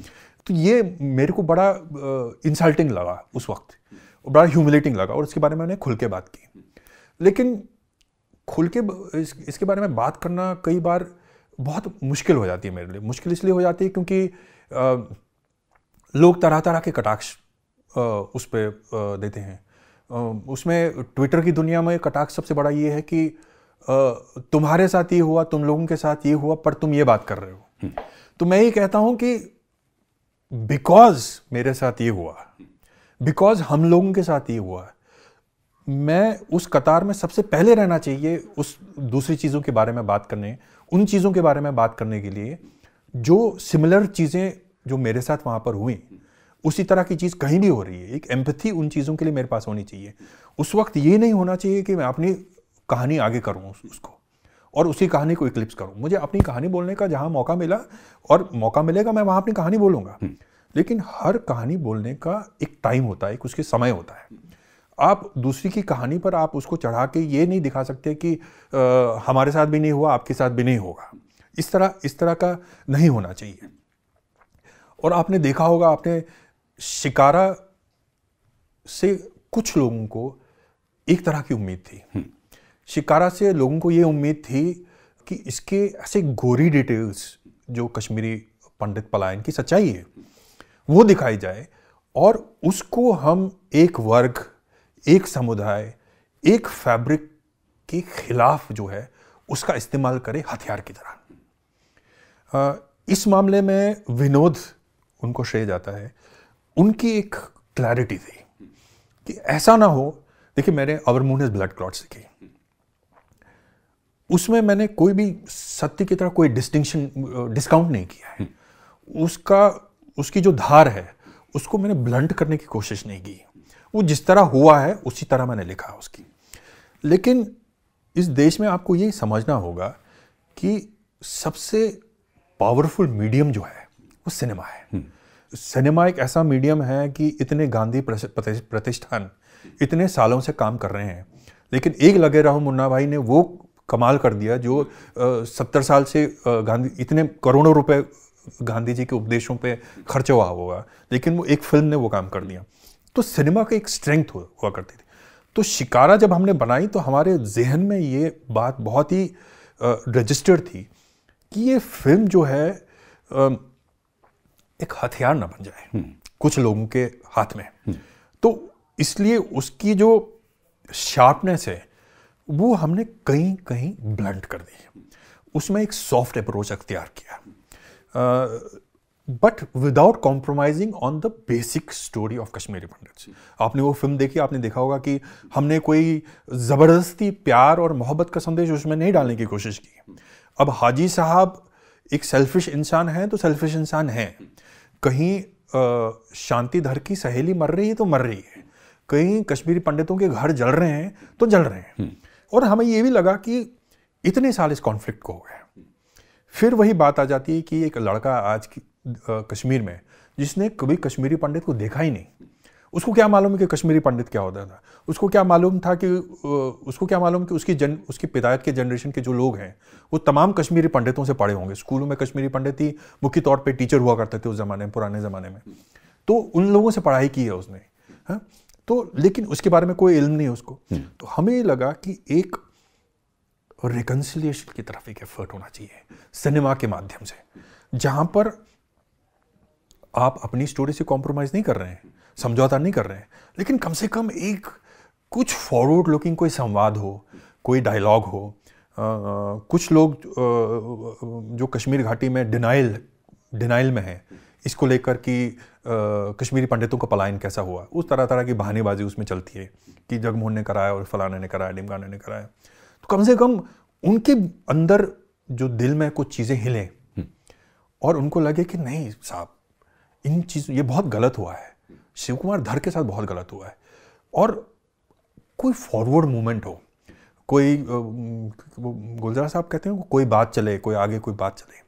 तो बातचीत का जरिया अगर सिनेमा में हम वो नहीं क्रिएट कर सकते तो कहाँ कर सकते हैं। और तो ये कोशिश जो है शिकारा की थी। लेकिन आपने देखा कि शिकारा के जैसे ही रिलीज होने से पहले प्रीमियर पर ही शिकारा जो है उस घृणा और नफरत का हिस्सा बनी, जहाँ पर लोगों को प्लांट करवाया गया और उनके वही वीडियो क्लिप्स बनाए गए ये दिखाने के लिए कि इसमें कश्मीरी पंडितों की सच्चाई से बिल्कुल दूर है ये खबर, दूर है ये फिल्म, और ये व्हाट्सएप तमाम तरह के जानबूझकर एक सुनियोजित षड्यंत्र के कंस्पिरेसी तहत उस फिल्म को नीचा दिखाने के लिए और फिल्म लोग न देख पाए, उसके तहत वो वायरल कर दिया गया उसी इंटरनेट फैक्ट्री के व्हाट्सएप फैक्ट्री के जरिए। उसका कारण ये हुआ कि कई लोग जो उस फिल्म को देखना चाहते थे और देखनी चाहिए थी उनको, वो लोग देख नहीं पाए, और कई लोग जो उसको देख पाए और उन्हें वो फिल्म अच्छी लगी, उनके आसपास के समाज के परिवेश में उन पर इतना प्रेशर था कि वो खुले में बोल भी नहीं पाए कि उन्हें वो फिल्म अच्छी लगी। तो ये हमारे ज़माने की, हमारे इस वक्त की त्रासदी है कि अगर आपको एक फिल्म में जो संदेश जा रहा है वो आपको हो सकता है अच्छा भी लगे आपके मन में और आपको लगे कि ये ठीक बात हुई है, लेकिन आप पब्लिकली आप इतने लोगों से घिरे हुए हैं, एक ऐसे प्रेशर का शिकार हैं कि आप उस नदी की धारा से अपने आप को अलग नहीं कर सकते। और अगर वो फिर वही इनर स्ट्रेंथ की बात आती है, अगर वो इनर स्ट्रेंथ नहीं है तो फिर आपका वही एजुकेशन जो है जिसके बारे में हम बहुत बात कर चुके हैं वो आपका अधूरा है। तो बहुत बहुत शुक्रिया राहुल पंडिता, आपने हमारे लिए इतना समय दिया और हम लोग काफ़ी बातें कर पाए। उम्मीद है कि आपको भी बातों में मज़ा आया होगा और हम लोग एक हिस्सा ज़िंदगी का कवर कर पाए। मुझे बहुत खुशी हुई इरफान भाई, मैं इस आपके प्रोग्राम का हिस्सा भी होना चाहता था क्योंकि इस प्रोग्राम का मैं बहुत बड़ा फ़ैन हूँ। मैंने राज्यसभा टीवी के ज़माने से ही आपको मैंने फॉलो किया और मुश्किल कोई ऐसा कोई सीरीज़ होगा, एक एपिसोड होगा जो मेरे से मिस हुआ होगा। दरअसल हमारे दोस्त सौरभ और हमारे बीच में एक होड़ सी लगी रहती है कि सबसे पहले आपका एपिसोड कौन देखेगा। तो मुझे बड़ी खुशी हुई आज कि मैं उस प्रोग्राम का हिस्सा हूँ और इतने खुलकर पहली बार बात करने का मौका आपसे मिला, उसके लिए मैं बहुत शुक्रगुजार हूँ आपका। बहुत शुक्रिया। मुझे भी बहुत ये इच्छा थी कि जब से ये जो ग्राफिक नावल आज से कितने मेरा ख्याल 15-17 साल पहले जब मैंने पढ़ा तो मुझे लगा कि कितना समय से पहले आपने ये भविष्यवाणी जैसी कर दी थी कि टेलीविज़न की दुनिया ऐसी होने वाली है और आज तो सबके सामने है। बहुत बहुत शुक्रिया। शुक्रिया अरुण भाई। गुफ्तगू में आज थे हमारे साथ लेखक और पत्रकार राहुल पंडिता।